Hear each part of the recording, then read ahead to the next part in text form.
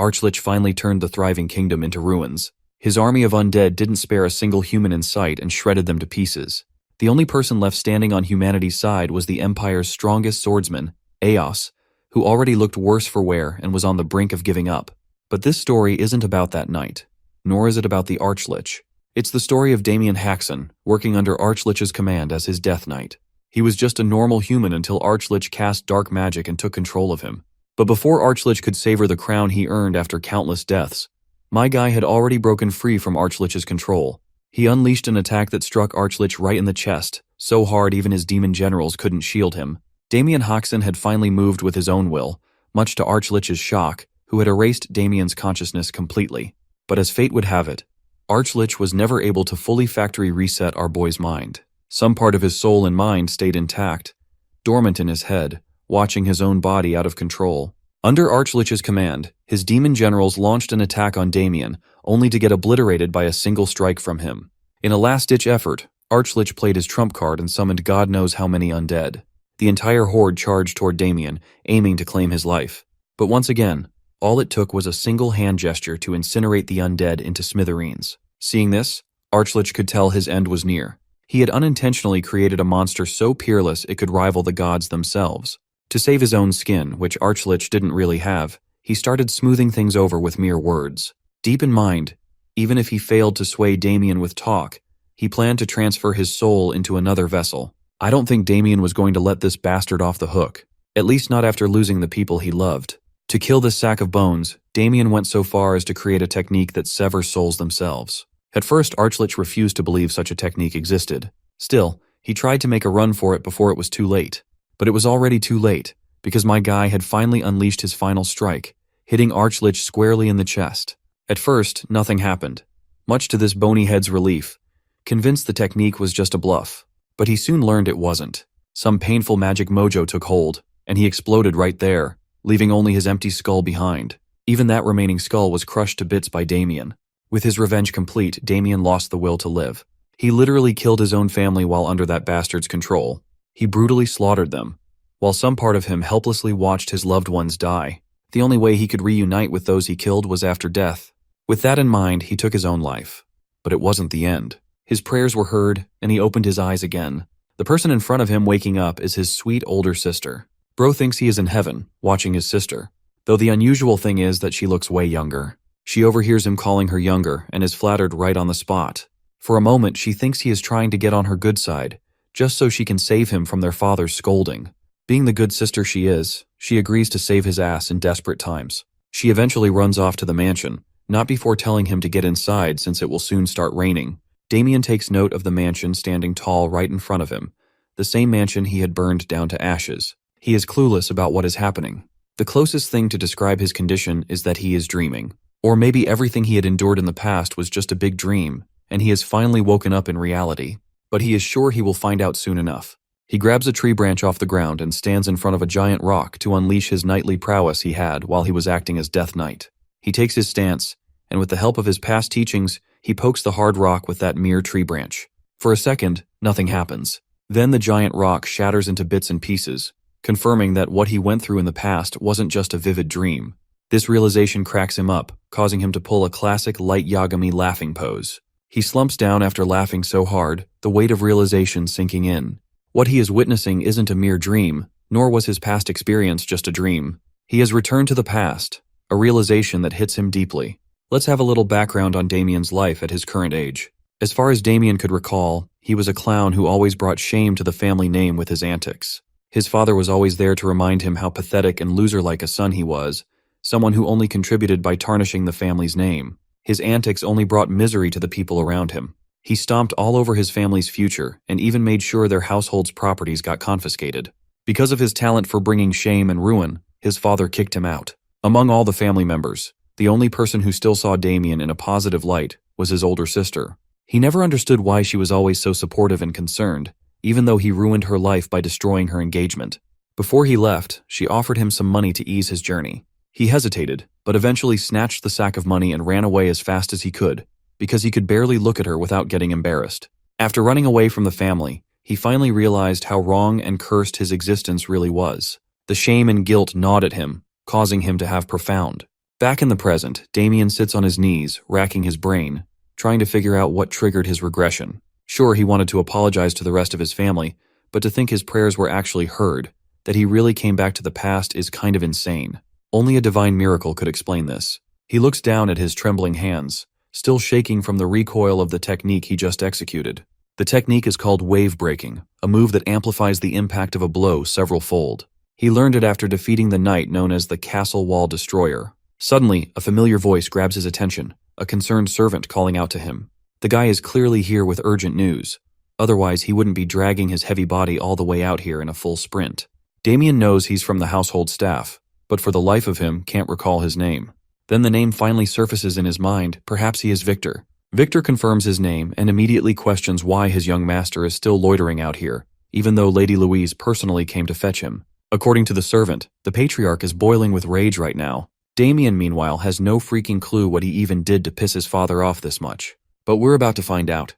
Back at the Hoxton Viscounty, the patriarch's furious and thunderous voice echoes through the mansion.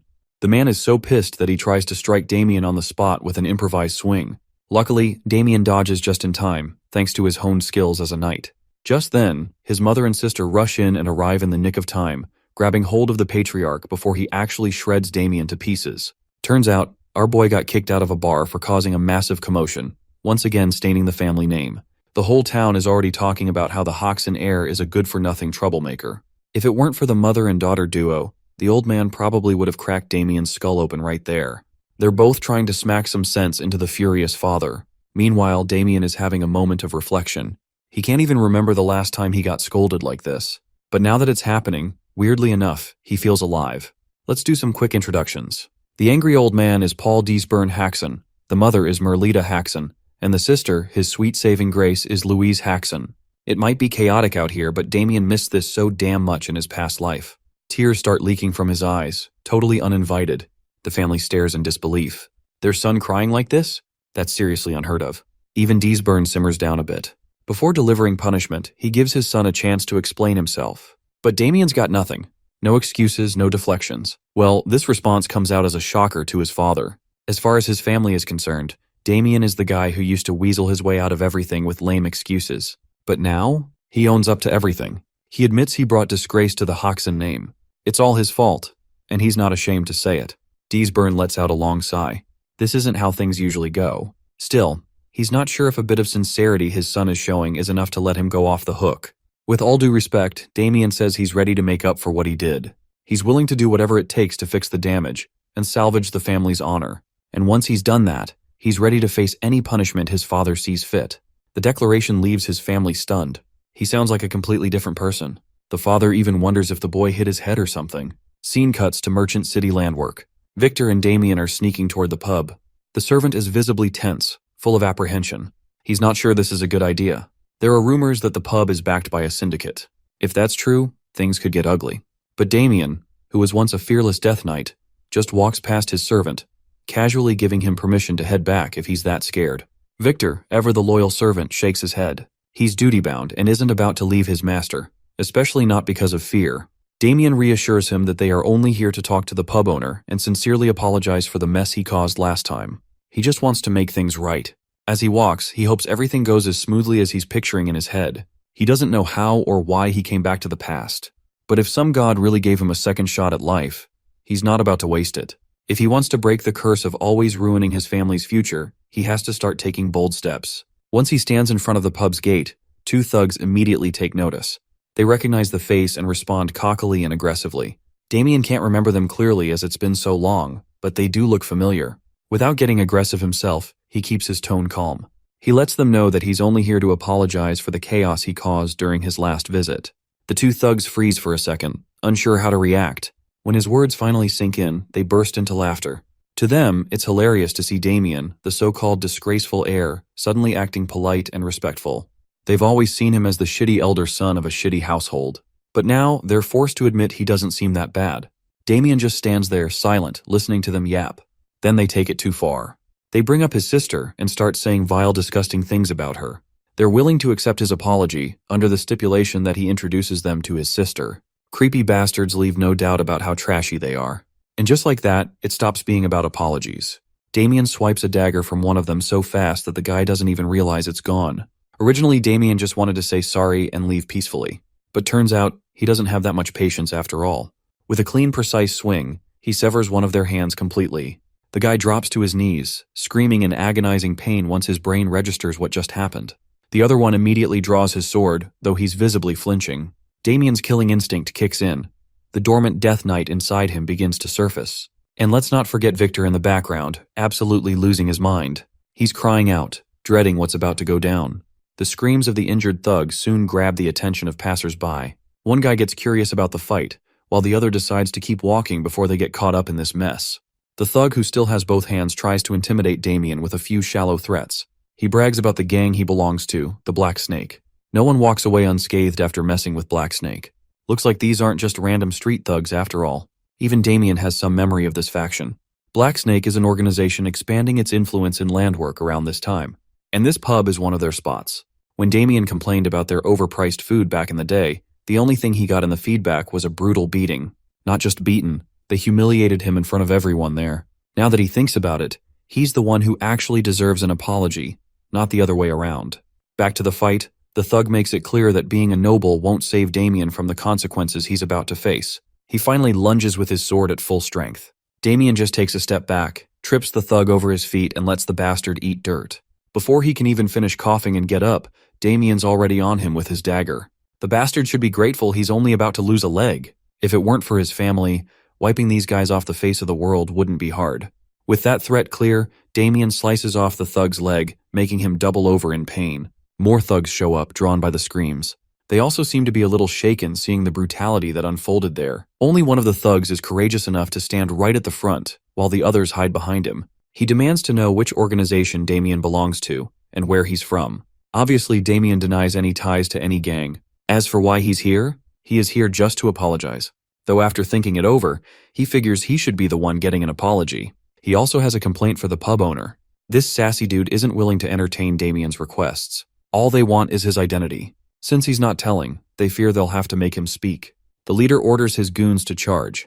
The brainless thugs rush at Damien, unaware of what's coming. Damien doesn't even feel like wasting time on these small fries. He takes a deep breath and zips past them with sonic speed, slicing off hands that were never meant to wield swords against him. One dash later, 3 guys are down. Damien is seriously rocked, while the leader of the thugs is absolutely shocked, though that quick dash took a little toll on his young and fragile body. Still, he's got enough strength left to finish off the guy in front of him, and he's ready. The bastard tries to beg for mercy, offering an apology if Damien's willing to forgive. But it's clear this whiny little bitch isn't getting any mercy, at least not until Damien claims one of his limbs. The scene quickly shifts inside the pub, which is brimming with life. But the mood changes fast when everyone notices the whiny guy standing petrified near the entrance. Poor bastard couldn't outrun his doom. As his body falls to one side, Damien stands there, all eyes on him. He wipes blood from his cheek while the customers, who were enjoying their drinks seconds ago, scatter for their lives. Good thing that unnecessary nuisance left right away, leaving Damien alone to settle his score with the pub owner. The owner stands above in the corridor, furious about the noise. More than anything, he's mad there's no guard in sight. This bar owner looks like some goofy character straight out of One Piece. His name's Anderson Holm. Damien only adds salt to the wound by casually revealing he already took down the guards Anderson's talking about. The weight of the situation finally sinks into Anderson's mind. It's unbelievable that someone defeated members of Black Snake. He demands Damien explain why he's causing such a mess and disrupting his business, and more importantly, who he even is. Damien introduces himself without hesitation. He clears the air. He never meant to cause trouble. All he wants is a sincere apology from the owner. The place is way overpriced, and he's already filed a complaint before. The only feedback he got was a humiliating beating and being thrown out like a dog. Everyone misunderstood him and assumed he was the troublemaker. This misunderstanding hit his family's honor hard, causing some serious losses. Anderson, the big mustache dickhead, still hasn't realized what kind of situation he's in. Instead of feeling contrition, he mocks Damien and his family. He's heard the Haxon Viscounty has no honor left anyway, which is something this clown finds quite laughable. What's even funnier is that Damien actually expected him to apologize. Seems like my guy had already been expecting this exact response out of this bastard. Initially, he was planning to spare this bastard once he had apologized sincerely. But now, he's got the perfect excuse to exact a juicy revenge he's been craving. He won't forgive this bastard talking trash about his family. In a split second, Damien maneuvers so fast he reaches the bastard standing on the first floor. With the dagger aimed straight, he's ready to yank this bastard's innards out. But it seems like our boy got carried away and let his guard down. Some guy rushes in, bringing a heavy sword down on Damien, knocking him back to the ground floor. The strength behind the blow is insane. The mysterious guy's name is Ted, someone Anderson's been waiting for to intervene. Damien admits this guy's got serious grit. With the strength he's packing, this gets our guy wondering how someone like Ted ended up working at such a third-rate place. Now he's very curious to learn why a knight of this caliber is even here at all. Let's talk about the knights for a moment. The glorious warriors of honor walk the path of martial arts throughout their lives. There's a hierarchy for them, starting off as a trainee and then an apprentice knight. Finally, they become an official knight when their skill level allows for it. The official knights are recognized as warriors capable of utilizing aura, to the point that they're mountain-level warriors, capable of cutting down dozens of creatures ahead of them. They can even cut through castle walls without breaking sweat. In other words, the knights of this story are pretty damn strong.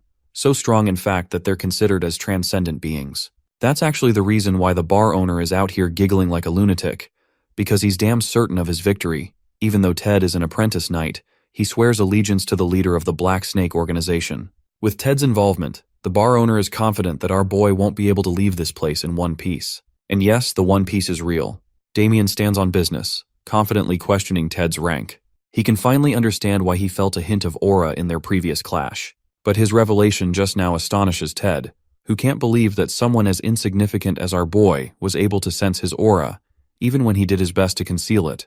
Thinking about it for a minute, Damien pieces together the reason why Ted even bothers working in a shitty place like this. He thinks that Ted wasn't considered good enough to become an official knight, and was tossed out from the ranks, leaving him no place to go. The verbal assault has already chipped the knight's armor, while the bar owner tries to calm him down by addressing payment. Hearing the word apprentice attached to his rank, Ted's blood starts boiling. Pissed as hell, he bursts with incredible speed to slice down the arrogant noble's mouth, in an effort to punish him for being disrespectful. But without fearing for a thing, our boy simply stands there as Ted's blade is about to slice him down. He evades the heavy strike at the very last second, which means if he hadn't dodged the attack, the enraged apprentice knight would have sliced him in half.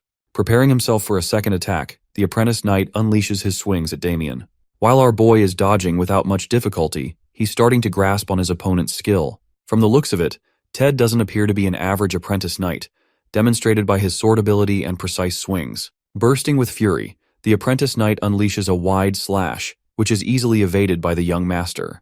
Despite possessing some of his combat ability from the future, Damien is having to struggle with his body's physical limitations. He can't make the best out of his current state, and it's a learning moment for him to prioritize managing his stamina. The apprentice knight is getting frustrated that none of his attacks are connecting. So this time, he goes batshit crazy and imbues his body with a glimmer of aura. Realizing what's coming his way, Damien predicts his opponent's secret technique. The apprentice knight launches a linear sword strike, coated with immense power. As the blade is about to pierce his body, Damien calms down, even in the face of imminent death. He wants to respond with a technique of his own, one that can counteract it successfully. Recalling his traumatizing days as the Death Knight, he remembers facing the legendary killer, the one known as the Blade of Death. This assassin was revered as a force of nature, so the Death Knight came to face him. The phantom assassin immediately pointed his blade at the monstrous-looking knight, stating that his intentions of killing him if he didn't run off. Realizing that the Death Knight wasn't going to comply, a sinister side evoked inside of the phantom assassin. The bloodthirsty beast was thrilled to find yet another target to kill. In fact, he wanted to use his secret technique to give a performance unlike any other. Thanks to his perceptive eyes, he was able to analyze the vital points of a human body, utilizing the water inside of it. And then he unleashed the ultimate Kit Kat technique, which he probably learned from Sukuna, slicing down on the Death Knight's body. The best part? He did all of that using a basic wooden sword, which shows the greatness of his technique even more. The Death Knight's torn body rested on the ground, while the phantom assassin celebrated his victory. Little did he know that the Death Knight wasn't going to die that easy. In fact, when he turned around, he saw doom.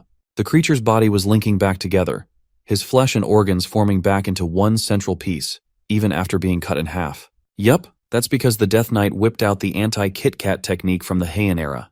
With his body fully reformed, the phantom assassin began to realize that he fucked up by targeting an undead monster. Here's the icing on the cake. After experiencing the same technique used on his body, Damien instantly learned it and was able to use his perceptive eyes to target the phantom assassin's vital points, Without even being able to comprehend what was going on, the Death Knight slaughtered the assassin by giving him the same treatment. Instant karma, and he did it without a sword too. The maniacal assassin experienced excruciating pain, all the while being unable to comprehend how someone was able to copy his secret technique. And that leads us back to the present. A similar expression is worn by Ted, one of despair and defeat. He's down on the ground, his body hasn't been severed in half in a gruesome manner, but it did experience a deep slash. Our glorious protagonist explains that every single one of his enemies didn't even know what hit them until they were groveling on the ground. All of his fights went like this. Why?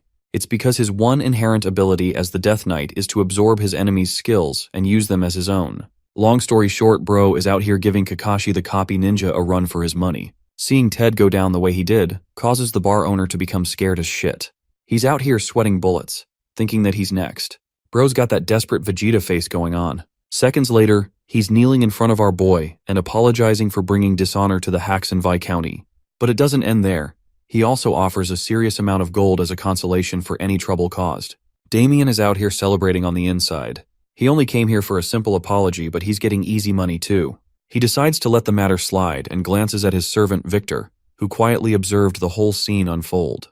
The servant quickly comes to collect the amount, questioning his own senses after what happened. He saw how the young master dismantled the knight with a crazy technique at the last second. It doesn't make sense to him how the young master suddenly obtained powerful techniques. In the next scene, they're leaving the bar. Victor comments on how he's never had to carry so much money before. But something tells me the bar owner isn't finished, because this scumbag intends to take his revenge in the future. His intention is to speak to the leader of the Black Snake organization. But as he's plotting his next revenge scheme, our boy comes back to humble him by slicing off his right ear. The bar owner screams in agony, while Damien reminds him that he couldn't leave without rendering an appropriate punishment. Oh, and he already anticipates the bar owner's next move, and he's more than happy to leave a message for the leader of the organization. Damien's only warning is that if the organization dares to mess with his family, he'll wipe them all out. Despite having his ear cut off firsthand, he still wants to take his revenge and intends to report to the organization. But that's for later, as our boy keeps on walking ahead. As he's heading out, he fully comes to terms with his own wrongdoings in his previous life. His past leaves a trail of blood, one of murder and only sinful acts. He doesn't intend to run from this past, but this time, he vows not to disappoint his family and always stay by their side. Damien declares that it's time for them to head home. The scene cuts to the Lion Bloom March, where a man addresses his brother regarding the phrase, "Pain always follows love." His brother doesn't know what this dude is going on about, and realizes that this guy's planning to head to another battle. Rejecting his brother's assumption, the dude clarifies that he's actually going on a quest to find love. I would believe his words if not for that ugly expression on his face. Coming back to the Haxen estate, our boy is glad to have gotten a good night's sleep after his adventurous run last night. The same can't be said for poor Victor, however, who was busy processing what happened before his eyes. The horror of it all kept him awake, thinking about what would happen next. Damien emphasizes that everything worked out well in their favor, so there's nothing to worry about. Even though they deviated from the original plan, they achieved their purpose all the same. Next up, our boy is waiting for the rumors to spread around, allowing people to realize not to fuck with the Viscount Haxen's eldest son. With this rumor flying around, no one will ever dare to mess with his family again. He's also happy that his reputation as the useless son will also experience a slight shift, and people will see him in a more respectful light. Even as his servant, Victor can't fathom how the young master is suddenly so competent and self-aware. The servant is deathly afraid of what will happen regarding the situation with the Black Snake group, because what they did last night was provocative in every sense. Damien dog-walked their men and even annihilated an apprentice knight. Even with their threat looming around, Damien is confident that they would double-check before messing with a noble family. And if they're stupid enough to try, he'll beat them black and blue. This alleviates some of Victor's concerns, and he comments on our boy's exceptional sword skills that he shouldn't even have, which makes him question when the young master became so capable in sword fighting. Of course, our boy quickly turns away because he really doesn't have an explanation for it.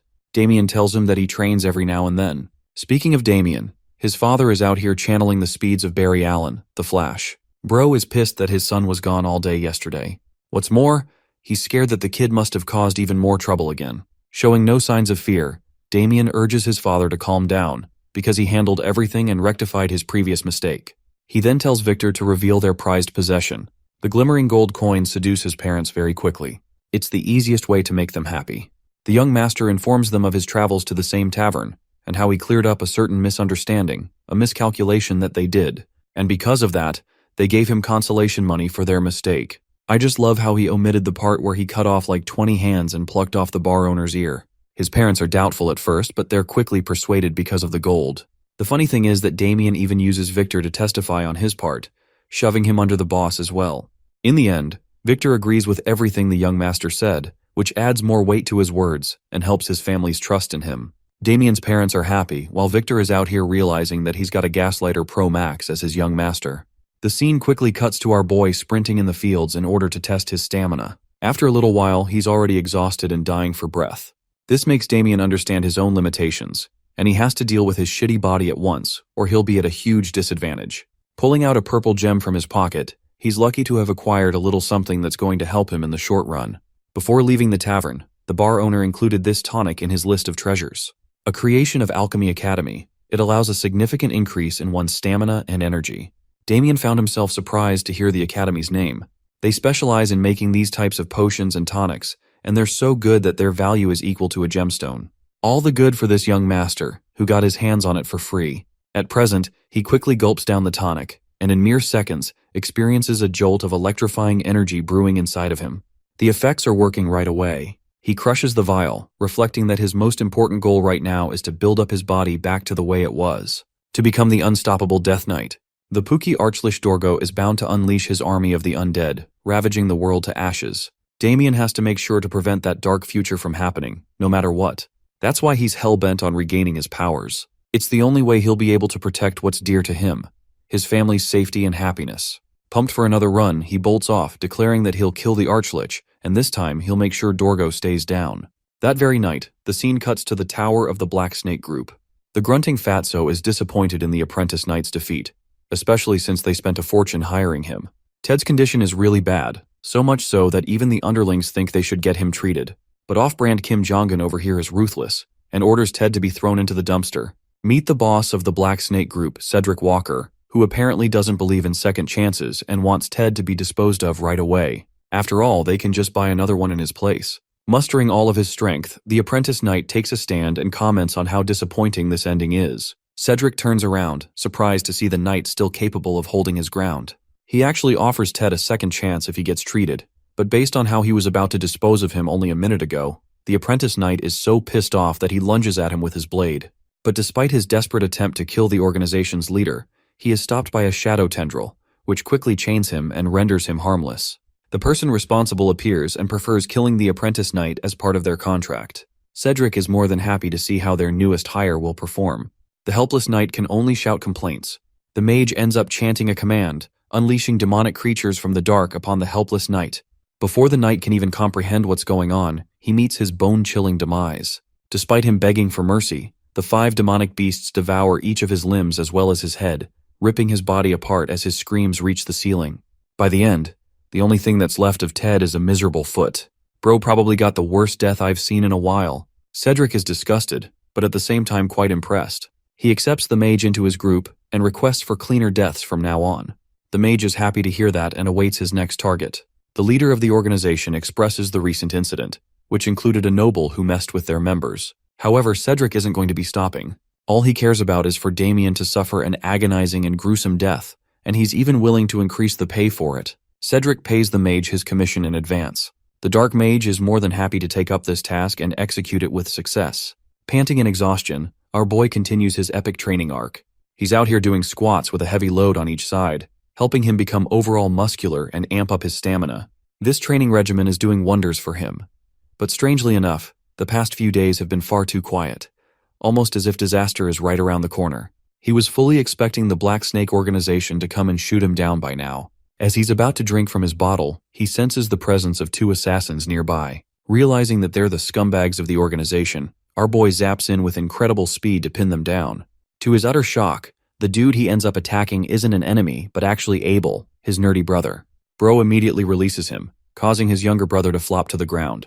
Abel is awestruck by his older brother's incredible strength, and he was fully expecting to get his head popped just now. It's a good thing that didn't happen. Damien apologizes and offers him a hand, sharing that it was never his intent to treat him like this. Instead of accepting his older brother's apology, the nerdy brother reveals that he learned about Damien's situation at the bar, and how he got an apology out of the owner. However, from what he's heard, he knows that a fight broke out, and that dozens of people were injured. Abel accuses his older brother of lying to his own family. Instead of deceiving him, Damien actually confirms the facts as the cold, hard truth. Abel jumps in his face in shock, questioning how the hell his brother was able to face off so many people. It doesn't make sense unless he hired Agent 47 or something. Even though Damien fully accepts that he's the one who did everything, Abel still isn't convinced. The only thing he cares about is that his older brother doesn't go around dishonoring their family's reputation. They're already sick and tired of cleaning the troubles he's caused in the past. Fully understanding his little brother's annoyance, Damien pats him on the head, reflecting that his little brother has a pure heart and has always wanted the best for his family. That's why he doesn't find himself annoyed at his attitude. In fact, he smiles at Abel, stating that there's nothing for them to worry about anymore. Their meeting is interrupted by Victor, who comes in panting to deliver some shockingly bad news. His sudden announcement causes both of the young masters to grow alert. In the next scene, they quickly dash into the family estate and burst open the door, only to find his parents sitting opposite to a certain man. This is the same dude from earlier, who wanted to go on his quest for love or whatever the heck he means. Seeing Damien arrive so quickly, the arrogant man expresses his innocent intentions of sharing what happened at the banquet hall. Meet Erwin Lionbloom, the evil and beta version of Erwin from Attack on Titan. Unfortunately, he shares some terrible ties with our protagonist. To understand what happened between them, we'll have to go back to the past. At the banquet hall, he and Erwin had a little beef. Apparently Damien was offended by something, while the calm and collected Erwin only riled him further. The drunk troublemaker reminded everyone that Erwin insulted his sister and spoke badly about him, so he has every right to take offense. Then again, Erwin smartly took advantage of our boy's drunk state and pinned the blame on that. To make matters even worse, this bastard went right up in his face to call him a retard, and reminded him that even if he did say all of that, Damien couldn't do shit about it anyway. It came as a shock to our boy's system. At the time, he made the biggest mistake he could possibly make in that situation. He chose physical violence and punched the bastard away. To be honest, that punch felt really satisfying, even if it was the wrong thing to do in the hall. Even after eating a clear hit to the face, the noble released a victorious smile, implying that he always wanted the situation to turn out this way. And that brings us to the present. Damien fully understands that Erwin deliberately chose to get hit, because he's actually pretty damn skilled, close enough to become a knight, so it would have been easy to dodge. As it turns out, the slimeball was waiting for this moment. In this family meeting, this man boldly tells our boy's parents that he shares admiration for Louise, their daughter. At first, the Viscount doesn't get what Erwin is trying to say. That's until Captain Douchebag over here boldly declares a marriage proposal between him and Damien's sister. The announcement rocks the Haxon family to their very senses. Damien internalizes his frustration, knowing that this is the exact sequence that took place in his previous life. The bastard took advantage of his family's poor circumstances. Erwin doubles down by saying that he'll forget what happened at the banquet hall, but only if they become a part of his family, therefore preventing any bad blood between the two houses. However, his father firmly denies such a proposal, like the gigachad he is. Erwin's frustration grows after discovering that Louise already has a fiancé set for marriage. But then comes the issue of his humiliation at the banquet hall. Erwin reminds the Haxon family that they won't be able to deal with the consequences that come with denying his proposal. It will end in a wrathful outcome. The scumbag offers them a final dilemma. It's either they choose him for their daughter, or they suffer the consequences. This is truly a difficult decision for the Viscount to consider, knowing that the Lionbloom family is tremendously powerful among the nobles. Even then, he knows just how shitty of a person Erwin truly is. His father's instincts just can't allow something so disgraceful to happen to his daughter. Suddenly, Louise herself makes her presence known, offering herself as the sacrifice and accepting the terms of marriage. Seeing their own daughter sacrifice herself like this causes the Viscount to break down. He tries to assure her that they'll find a way out of this, even though Abel is pissed off and admits that his sister doesn't have to deal with the trouble Damien caused. Seeing her take a stand for the sake of her family even causes Damien to feel sad, but the brave girl maintains her smile, promising to go with Erwin. The whole situation is a great reminder for our protagonist, a reflection of his past mistakes summarized in one scene. Because of the problems he caused, his sister had to bite the bullet. Now that the situation has wrapped up in his favor, an evil smile crosses over Erwin's face. He's glad that they made the correct choice. As he prepares to leave, he tells Louise that a formal request will be officially sent so they can discuss details. But as he's talking all that shit, the devil himself appears before his eyes, glaring down at him. I think anyone who has a sister would have the same expression as our boy after what happened. Mocking Damien openly, Erwin calls him his brother-in-law. Damien doesn't give a damn about him, but the fact that he ruined his sister's life in the original timeline is enough motivation for him to prevent the same from happening again. Louise can't believe that her brother has taken a stand for her. He mumbles something incomprehensible, something that the arrogant blonde noble doesn't even comprehend. What he does comprehend is a Mike Tyson uppercut that launches him to the damn sky. While it's true that Damien shouldn't have fallen for Erwin's provocation again, he just can't sit around waiting for this bastard to tear his family apart. The noble's body hits the ground, while our boy declares his stance strongly. He won't let Erwin do what he wants. To understand why he feels such disdain for this man, we'll have to take a peek into the original timeline of what happened the first time. After being sold off to the Lionbloom family, Damien couldn't see his sister for a long time. So one day, when he realized that they were coming to visit, he couldn't contain his excitement and ran with a smile on his face, excited to meet his sister. Things took a truly terrifying turn, because the moment he arrived, his body shuddered in despair. Before him was his beautiful sister. Her hair was pulled like she was some kind of animal. Erwin dragged her for always complaining about her shitty family. He was pissed that she even dared to threaten leaving him. Oh, but he didn't stop there. To truly educate her and make sure she never defied him again, Erwin prepared himself properly as the innocent girl shuddered in fear. Locking in a fist, he abused her brutally as the poor girl wailed in pain. Just watching that sight broke our boy from the inside. He couldn't even protect his sister, and he's the one who got her into such a state in the first place, all because of his actions at the banquet hall. From then on, a deep hatred took root inside of Damien's heart, a hatred designed specifically for the bastard known as Erwin Lionbloom. That brings us back to the present, where he's just finished uppercutting this man into a knockout. The entire family is shaken. The Lionbloom guards concerningly show up after hearing the sound of their young master moaning in pain. At once, they unsheath their weapons to seize the person responsible for hurting the young master. Damien gave them one look and realized that they're his escort guards. Speaking of the bastard, Erwin snickers like the little pest he is and gets back up. He's done being bitch-slapped twice in the face by now. Taking the situation to violent means, he clenches his sword, while the Haxon family stares in horror. Finally revealing his true nature, Erwin unsheathes his blade, questioning if his brother-in-law is looking for a quick death.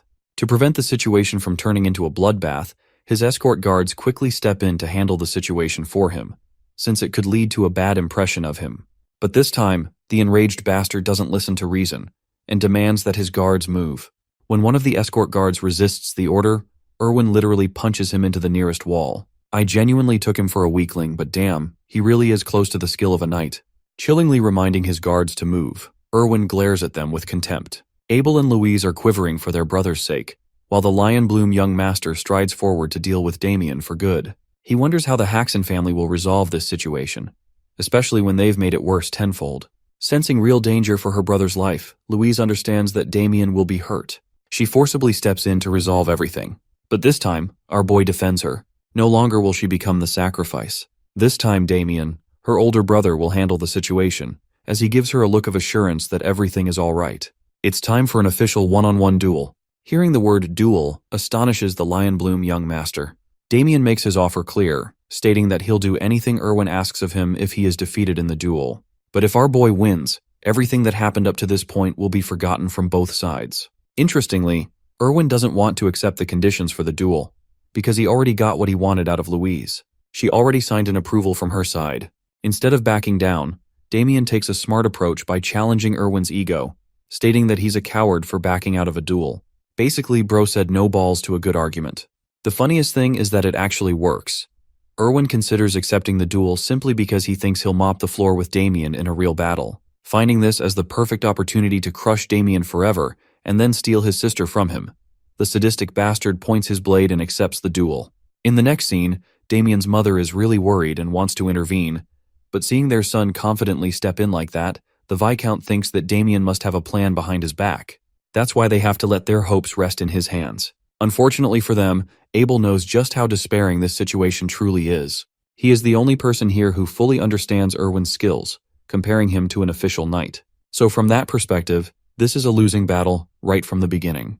The arrogant young master wants to kick the battle into motion, but he's stunned that his opponent isn't even interested in using a sword. Damien assures him that he'll be all right. In order to fully humiliate the guy, bro brings out his trusty fork. Ah yes, the ultimate fork sword. The only weapon that can compare to the ultimate stick of destruction. Seeing the damn fork in his hand, Erwin is at a loss for words while Damien's family is out here dying on the inside, questioning what the actual flip he's going to do with that. Erwin straight up laughs in his face, finding it reasonable to assume that his opponent has already accepted defeat. He thinks Damien's gone crazy out of terror. With full confidence, Erwin lunges into the fight, intending to cut him down. But to his utter shock, the first swing misses Damien, who evaded casually. To complicate his attack pattern, Erwin launched multiple swings, unleashing his technique, the fierce roaring lion sword. Bro's got his own Susanoo over here. Anyway, the destructive blow is all smoke and mirrors, because by the end of the attack our boy's feet are still firmly planted on the ground. He's deflected every single strike. Even the escort guards are at a loss for words, not knowing if their young master is playing around or if his opponent is really that good. To deconstruct what happened, we take a look at Erwin's point of view. In that brief time window from when the technique launched, our boy danced around each of his swings, without even getting hit once. As for Damien, he's glad that his physical training has been paying off. Thanks to his increased stamina, he can now keep up with fast movements without gassing himself out. Need I remind you guys that he's doing all of this with just a damn fork? But also, he has gained an understanding of the Lionbloom family's swordsmanship thus far. Here's the neat part.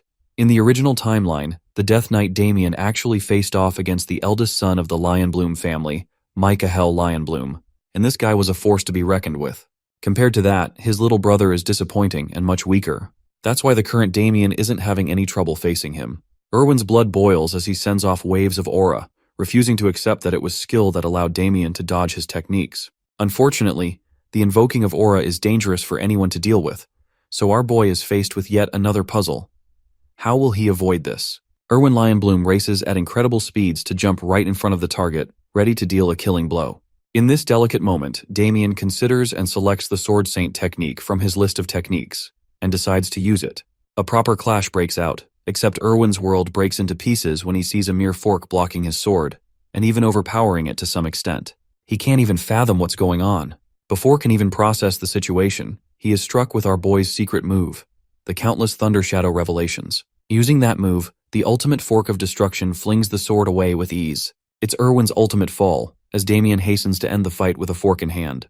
The fork stabs the arrogant noble in the neck, ending the battle. Every single person in his family gasps in horror. You guys might be thinking that a fork was used as a murder weapon just now, but it turns out that our boy is quite generous. He only poked Erwin's neck, as if to warn him that he could have done more. Even after receiving a tiny stab, this dude starts freaking out like a little bitch. Of course, in his heart, Damien really would have wanted to kill him and erase the disease from the world. But he knows that he must choose his family's side this time and let this situation slide. So he concludes the duel, declaring himself as the clear winner and asking if little Erwin over here has any issues with that conclusion. Shuddering like a puppy, the arrogant noble has been reduced to a harmless doll. Damien straight up tells this dude to get lost as the scene comes to an end. If you guys think the way Damien handled that humiliation was satisfying, then like the video and show your support. After the duel, the family shares a quiet breakfast the next day. Having finished his meal, our boy gets up to leave for his training. With him gone, the family sulks in sadness. Particularly, the boy's mother is curious and wonders when they'll talk to Damien about what happened. Speaking of which, Abel is out here having a system reset. Dude is in a permanent state of shock, unable to comprehend how his brother suddenly became so goddamn powerful. Even his parents are concerned.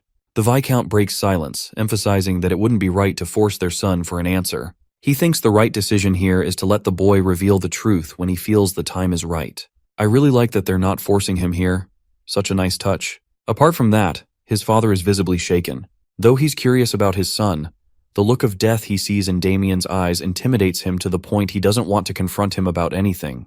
Even though Damien is his flesh and blood, that boy has become a lot more intimidating than before. Shifting the perspective to our boy's side, he's out here taking inspiration from Rock Lee, arming his body with heavy weight to train for endurance. As he's about to head out, Louise catches up to her brother. She's the first person from his family who wants to talk about what happened the other day. While she's struggling to form her words, our boy realizes his mistake and immediately lowers his head, apologizing for the trouble he caused and how he forced her to be in a vulnerable position.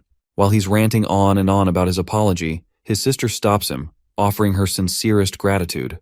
He really did stand up for her, and she feared for her life, even though she didn't show her fear in front of Erwin.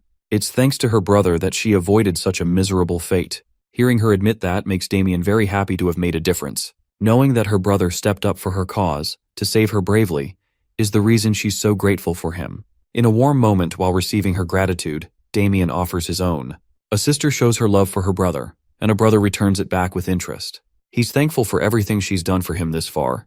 Before Louise can comprehend what he means by that, he prepares to leave. As he's leaving, she offers him a sword to take with him. It's actually their father's most prized possession, his favorite item.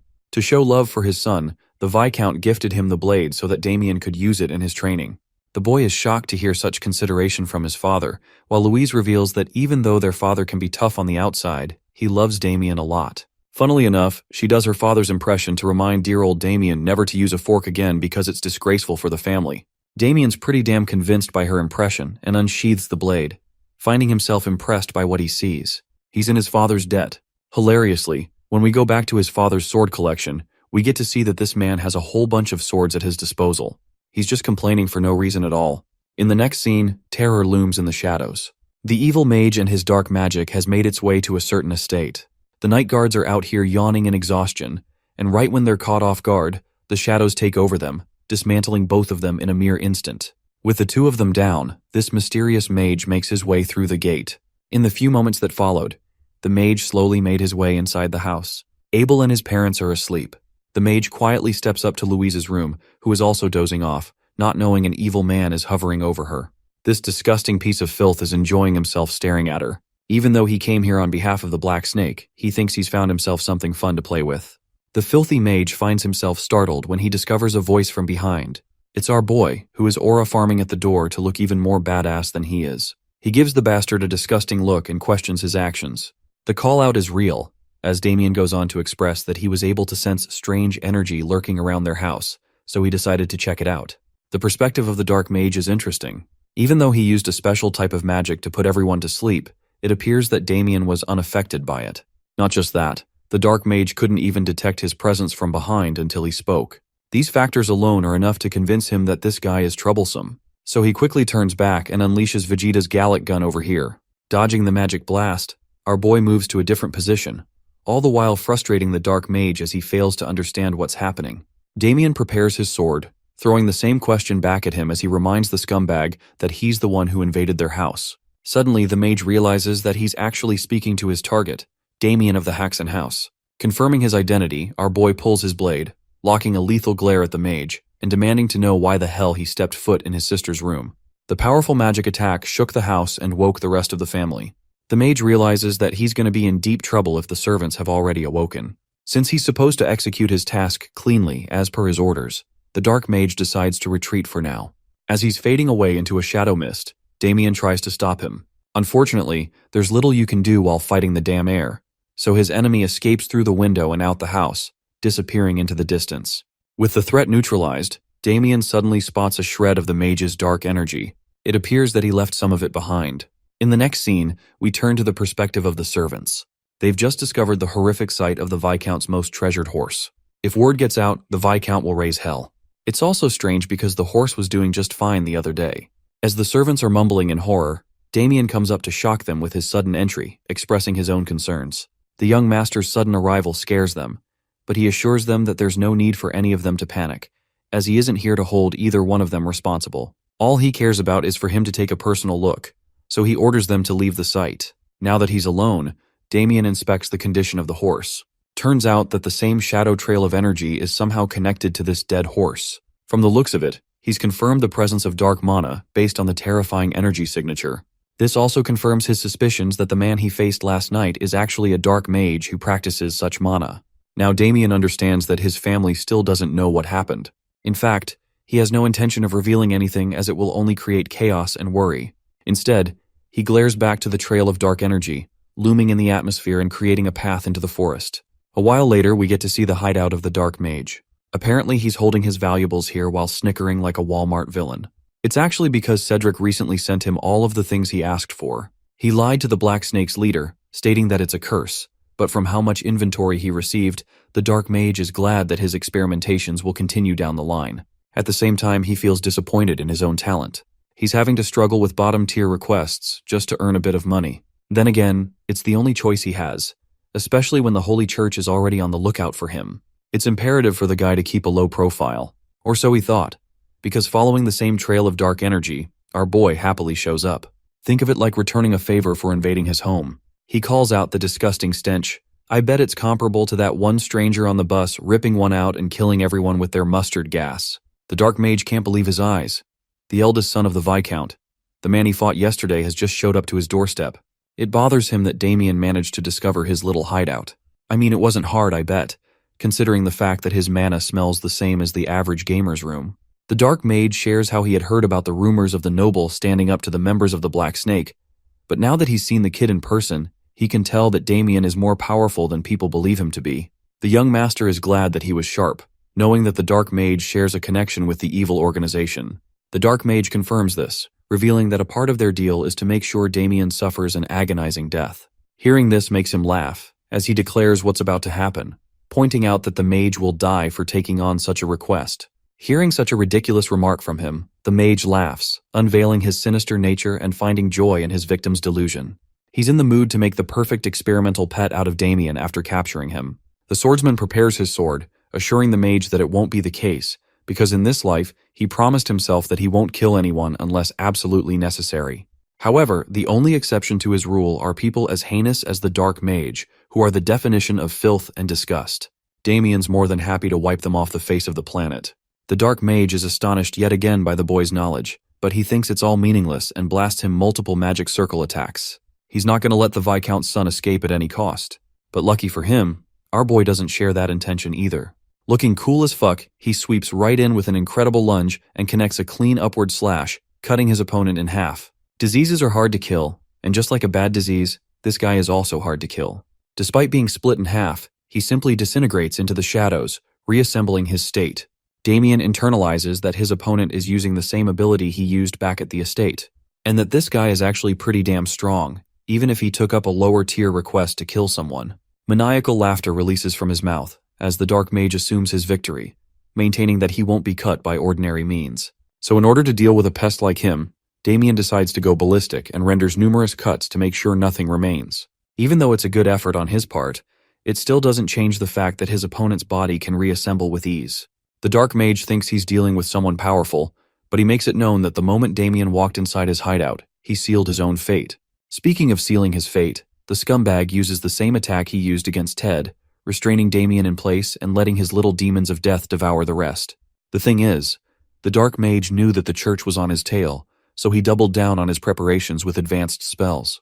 From the looks of it, the situation is getting really tense. Even our boy is tensed up considering his circumstances. The mage grimaces in victory, laughing at the demise of his opponent, who will regret challenging an officer of the Yulin rank. With Damien restrained, he's moments away from being ultimately devoured by the creatures of the dark and meeting the same fate as the apprentice knight. The tendrils of dark mummify their victim. It's like watching a spider webbing up its prey and tangling it into place. The Dark Mage returns to his tangible form and calls Damien arrogant for being reckless with his approach. He also remembers Cedric's order to make his target suffer as much as possible, which is made successful by the fact that he'll torture him for a long time. This bastard is also out here celebrating that now he can feast on the beauty he saw at his house without any interruptions. That's until Damien drops a little surprising note for him. He breaks apart the decomposing curse spell that he just used. At a loss for words, the Dark Mage returns a look of despair, questioning how his prey is unaffected. It's impossible to dispel the curse unless someone knows about dark magic, which is exactly what our boy did. Here's the thing though, even Damien is taken aback by what he did. I guess his regression powers kicked in, because it appears he awakened an authority insignia on his body, even though he shouldn't have it at this point in the past. Let's talk about what an authority actually is. In this world, it's known as the power of a god being gifted to mortals. In this case, Dorgo favored his Death Knight so much that he infused the strongest magic and binded it into him. Even after giving him indestructible magic and power, Dorgo was left unsatisfied. He wanted more out of his Death Knight, the ultimate servant and the sword of evil. Hence, he decided to slit his own hand, unleashing a part of his dark power, turning the Death Knight into an ultimate weapon. A column of dark mana pulsed upon the Death Knight. Dorgo forced his authority upon him, and with a final hand sign, he imbued all of it into Damien's body, carving an insignia on his hand. That evil power ripped his body apart, giving him a world of pain unlike any other. By the end of the process, the Death Knight had transcended into a realm of becoming unstoppable. This Giga-Chad received the authority of God and became a force to be reckoned with. Side note, all of a sudden, I'm starting to realize why Dorgo got his ass nuked. Bro literally turned his Death Knight into a mini nuclear weapon and thought things were gonna be fine. Back to the present, Damien remembers the mark of the authority of greed. It's his power as the Death Knight resurfacing again. Before he's able to process it fully, another magic blast comes his way, which he quickly evades. The Dark Mage raises an immediate question for him. Just how the hell was he able to survive his decomposition spell? Being a good sport, Damien funnily says that he had a trump card, and that's why. The most convincing explanation is actually the power of plot armor, and the author makes sure to slide that part in. Back to the battle, Damien has now gained an understanding of his opponent and his connection to Yulan. This Yulan is actually another organization, an even more sinister one that practices assassination using dark magic. Compared to them, the Black Snake is nothing. It's not a surprise that this guy is actually pretty damn skilled. The Dark Mage assesses the situation too, internalizing that he can't let this battle drag on for any longer, especially when his opponent is unpredictable. Even though he wanted to save his ultimate weapon for the church, he thinks it's an appropriate time to whip out the good stuff. With his bracelet glowing a bright green, the mage unleashes a wave of mana, exuding from his body as he slowly loses control of himself. Even Damien notices that this guy is using a dangerous amount of dark mana. From his understanding, the bracelet appears to be some kind of artifact to store mana. Well, things go from 0 to 100 really quick when this guy uses his full power. He summons an illusory beast that I don't even know how to describe. Let's call him the Ugly Five Eyes. Having lost control, the Dark Mage roars the demise for his opponent and declares Damien will burn in hellfire. The creature of destruction fully swarms in and connects against our boy's body. With a direct hit like that, the Dark Mage once again assumes his victory. How could anyone on Earth possibly survive such a hellfire after all? Hellfire is something that can't be expunged, even after one's death. Using the power of plot armor once again, Damien breezes through the green flames, pointing out the mage's miscalculation. The thing about the authority of greed is that it simply doesn't dispel magic. Damien stands unharmed as the same hellfire flames get absorbed into his body. He stands uncontested, having become more powerful than ever before, revealing that the function of his authority is to absorb all dark magic. The mage is at a loss for words, questioning how a Viscount's son could have the terrifying power of authority. It's time for this fight to end, as the young master readies his blade, commanding that he has nothing to explain to a dead man. But on the inside, Damien is genuinely pissed off that he has to rely on his dark powers to win a battle. At the same time, he doesn't have much choice but to invoke the techniques of the Death Knight in order to win this fight. The Dark Mage is at a loss for words when he sees the aura blade. The sword is coated in a black aura, and it's not just any sword technique either. It's something only achievable by a warrior of the Swordmaster rank. Before he yaps again about his confusion about Damien's abilities, our boy renders his ultimate technique, the soul-severing slash, slicing his opponent's body clean and leaving a massive gash in the cave. The place crumbles after being devastated by his blade, while Damien glares at his victim. The strike is so powerful that it tears through the Dark Mage and slices the mountain behind him. Without pause, Damien walks toward the fallen mage and pins him down with his sword, demanding the location of the Dark Snake hideout. The next morning, the boy heads toward the city of Landwork alongside Victor. The fatty questions the reason for their journey, but the boy quickly shuts him down for asking too many questions. Redirecting his curiosity, the Big Mac's attention shifts to a dark book Damien is reading. The boy claims it's a grimoire of dark magic he recently acquired, though in truth he knows it came from the Dark Mage he took down. Victor remains skeptical, knowing such grimoires are incredibly rare and difficult to acquire.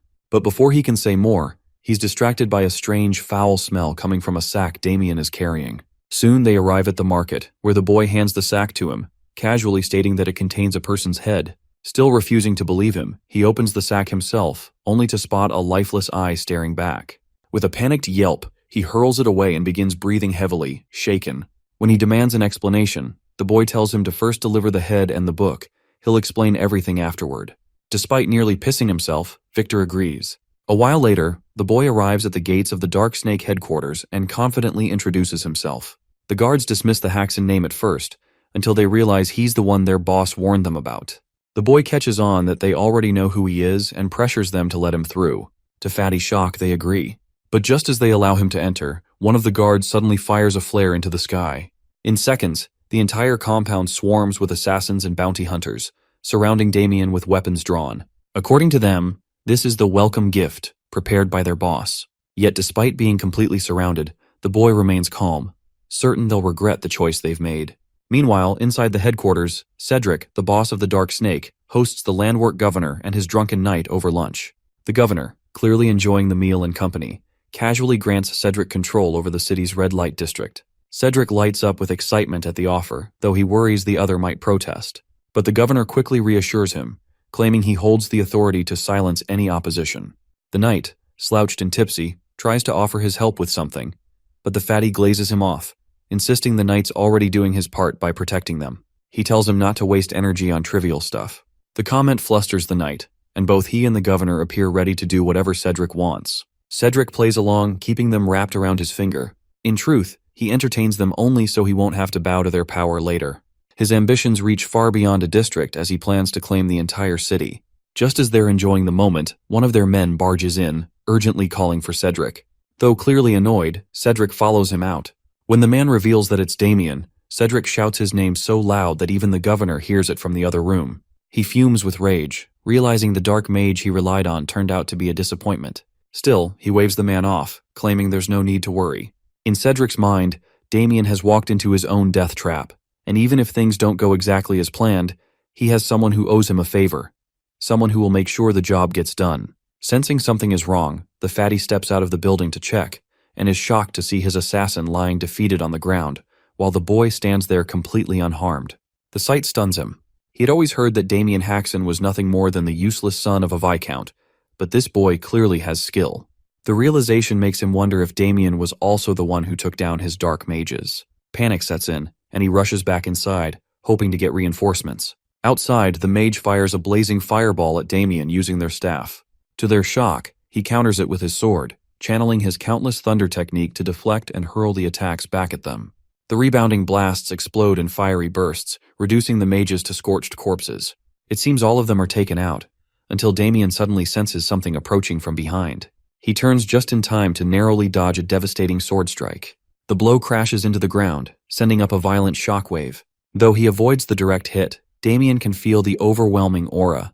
It's so intense it even singes the ends of his hair. As the dust clears, a knight radiating deadly intent stands before him. The sheer pressure tells Damien this man might be a formally ranked knight. Soon more soldiers arrive and surround him. The sight stuns Damien as it's clear these aren't just mercenaries. They're official troops, the ones responsible for maintaining public order in the city. He immediately understands what that means. Moments later, the governor bursts onto the scene, shouting accusations at the boy for disrupting the peace in the heart of the city. Cedric stands smugly at his side as the governor publicly declares that Damien will be punished, not only for targeting a respected businessman like Cedric, Big Cap, but for attacking and killing his employees. The townspeople look on, visibly confused as to why the governor is siding with someone like that fatso. Cedric, standing confidently next to the governor, believes the boy is finally in real trouble.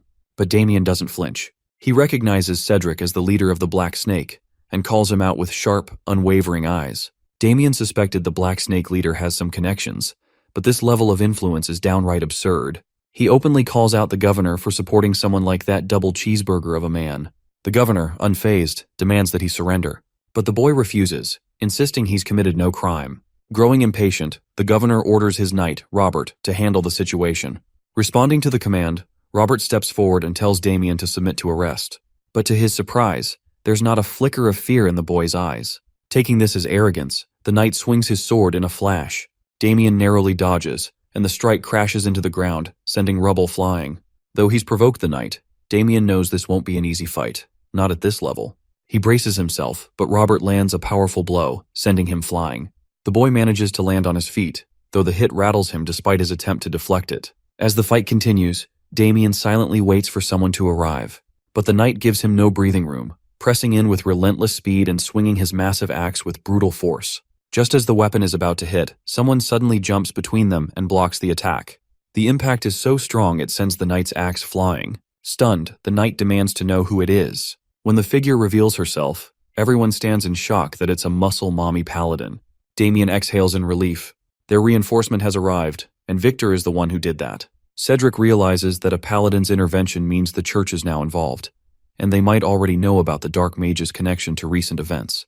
As it turns out, Damien had sent Victor to the church carrying the Dark Mage's head, and Victor followed through exactly as instructed, effectively saving him. A few hours earlier, Victor arrived at the church, drenched in fried oil sweat, carrying both the sack and the book that Damien gave him. He handed them over to a nun, claiming they were evidence of someone collaborating with dark mages.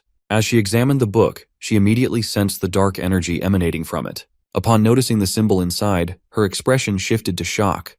Without a word, she snatched the sack from Victor, and the moment she saw the severed head, she recognized it as the long-sought officer of Yulan. With no hesitation, she stripped off her nun attire, revealing a muscular mommy figure formed beneath it, and demanded to know who sent Victor with these items. Now, back in the present, she seems excited to finally meet Damien and assures everyone that the church will take over the matter from here. Damien respectfully agrees. It's exactly how he had hoped things would unfold. Paladins, devoted to serving their god, are known for their charity and compassion.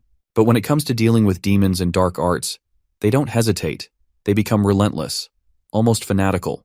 They are, after all, the vanguard of the church. And with this development, Damien knows he now has the church on his side.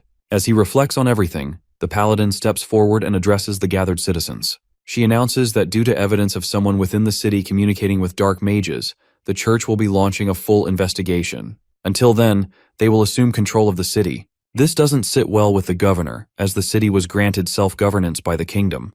However, the paladin shuts him down, firmly stating that the church holds the authority to overrule even the kingdom, and besides, both he and his knight are prime suspects. Hearing this, they are stunned. But the real shock comes when she points directly at Cedric, accusing them of protecting the man who supported dark mages and hid among them. Cedric immediately denies the accusation when questioned, but the paladin presents the book as evidence. It contains detailed records of Cedric purchasing supplies for the dark mage. This revelation enrages Cedric, furious that the dark mage had documented everything. As the soldiers begin turning on Cedric, he and his men start pleading their innocence, but it's already too late. The paladin orders them to be taken into custody for investigation. As they are led away, the governor spots Damien and realizes he was behind all of this. He's now torn between anger and fear, unsure of what the church might do to him next. Meanwhile, Cedric makes one last attempt to escape justice. He tries to provoke the governor's knight, urging him to act and not let a mere boy frame them. The knight pauses, thinking for a moment, and then, to everyone's shock, breaks free from the church guards and charges directly at the paladin, hoping to take her down and flee. But his strike misses entirely. To his horror, the paladin counters instantly, delivering a devastating punch to his gut, so powerful it kills him on the spot. According to the paladin, anyone who stands in the way of God will be punished according to divine will. After witnessing the knight's fate, Cedric wastes no time and drops to his knees while the governor still resists. Meanwhile, the boys are simply enjoying the spectacle, watching the leader of the Black Snake Gang kneeling in front of the crowd. For that, the boy quietly thanks Victor. From his observation, the paladin is even stronger than he initially thought. Judging by her aura and presence, she's likely an Azure Flame apprentice. The Azure Flame is known as the strongest warrior in the church, famous for taking down numerous powerful enemies. As Damien gets lost in thought, the paladin calls him out by name and thanks him for eliminating the dark mage of Yulan. She assures him that the church will acknowledge his efforts and that he won't be charged with anything. She reveals that the church is aware Damien contacted them not just to report the dark mage, but also to use the situation to cover his assault on the Black Snake faction. Hearing this, Damien apologizes and explains that the dark mage had tried to harm his family. The paladin, moved by this, agrees to absolve him of any wrongdoing. She also confirms that the bounty for the dark mage's head, 1,000 gold coins, will be paid to him. While the amount is more than enough to purchase a small castle, Damien doesn't ask for the gold. Instead, he requests something else, one of the church's mana cultivation techniques. This request genuinely surprises the paladin that despite his apparent strength, he still desires advanced training. Yet Damien knows the truth. Although he managed to defeat the dark mage using his authority skill, he won't be able to survive the trials the future holds without further growth. For that, he definitely needs the advanced mana training technique, the very one used by paladins. He reveals that he has only learned the basic level of it so far, and now wishes to master the advanced stage. This shocks the paladin. Reaching such a level of power using only the basics is nearly unheard of. She can sense the tremendous aura flowing through his body, and the fact that he managed to defeat a dark mage only adds to her impression. Moved by his potential, the paladin offers something even greater than the training technique. She enthusiastically invites him to become a paladin himself.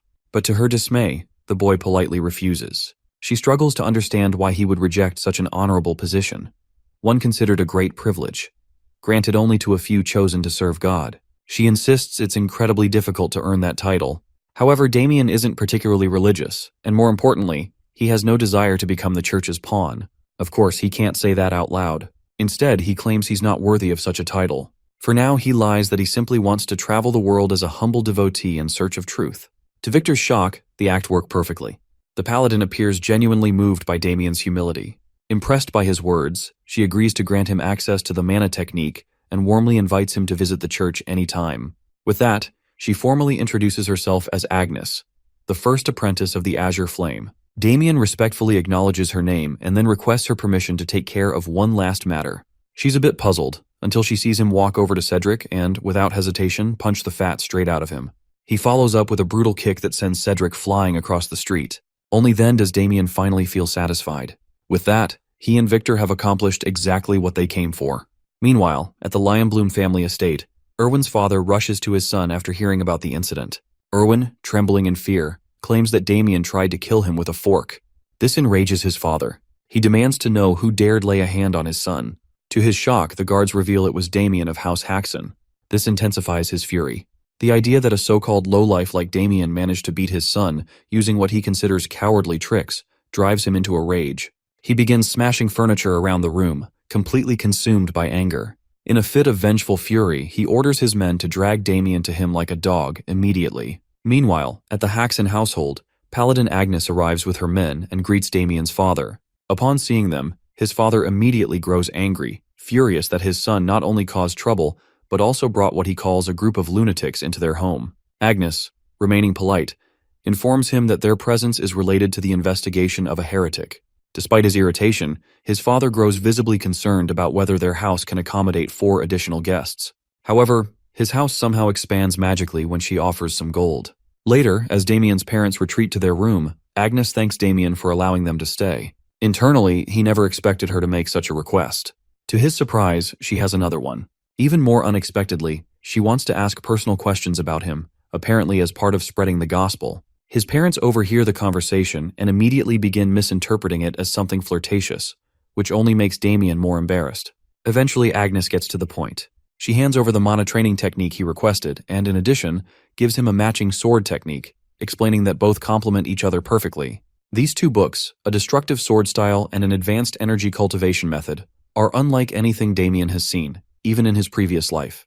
As he begins skimming through one of the books, Agnes starts yapping about how difficult it was to acquire them. She continues talking, making sure he knows she went out of her way to help. She even reveals that after reporting everything to her master, the Azure Flame himself expressed interest in Damien joining the Paladins. With that, she once again invites him to join their order. But our boy, as always, declines. Agnes doesn't press further. She simply smiles, offers her help if he ever needs anything, and then leaves. Watching her go, Damien grows uneasy, as one thing becomes clear. She's a true fanatic. Elsewhere, inside the ruined cave of the Dark Mage, church investigators carefully examine the remains. One of them appears visibly shocked as he still can't believe that a kid like Damien managed to defeat a mage trained in dark magic. The other investigator shares the same doubt, but points out that Lady Agnes hasn't raised any concerns about it.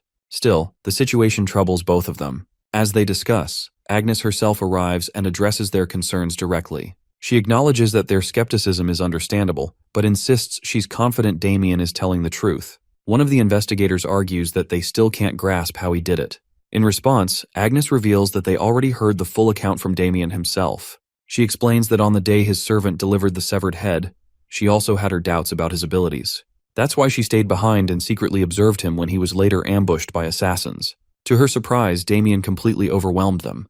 What shocked her the most was seeing him deflect a fireball with nothing but his sword. Hearing that, both investigators are in disbelief. However, Agnes explains that she's heard of warriors who, upon reaching a certain level, can deflect magic attacks with raw skill and aura control.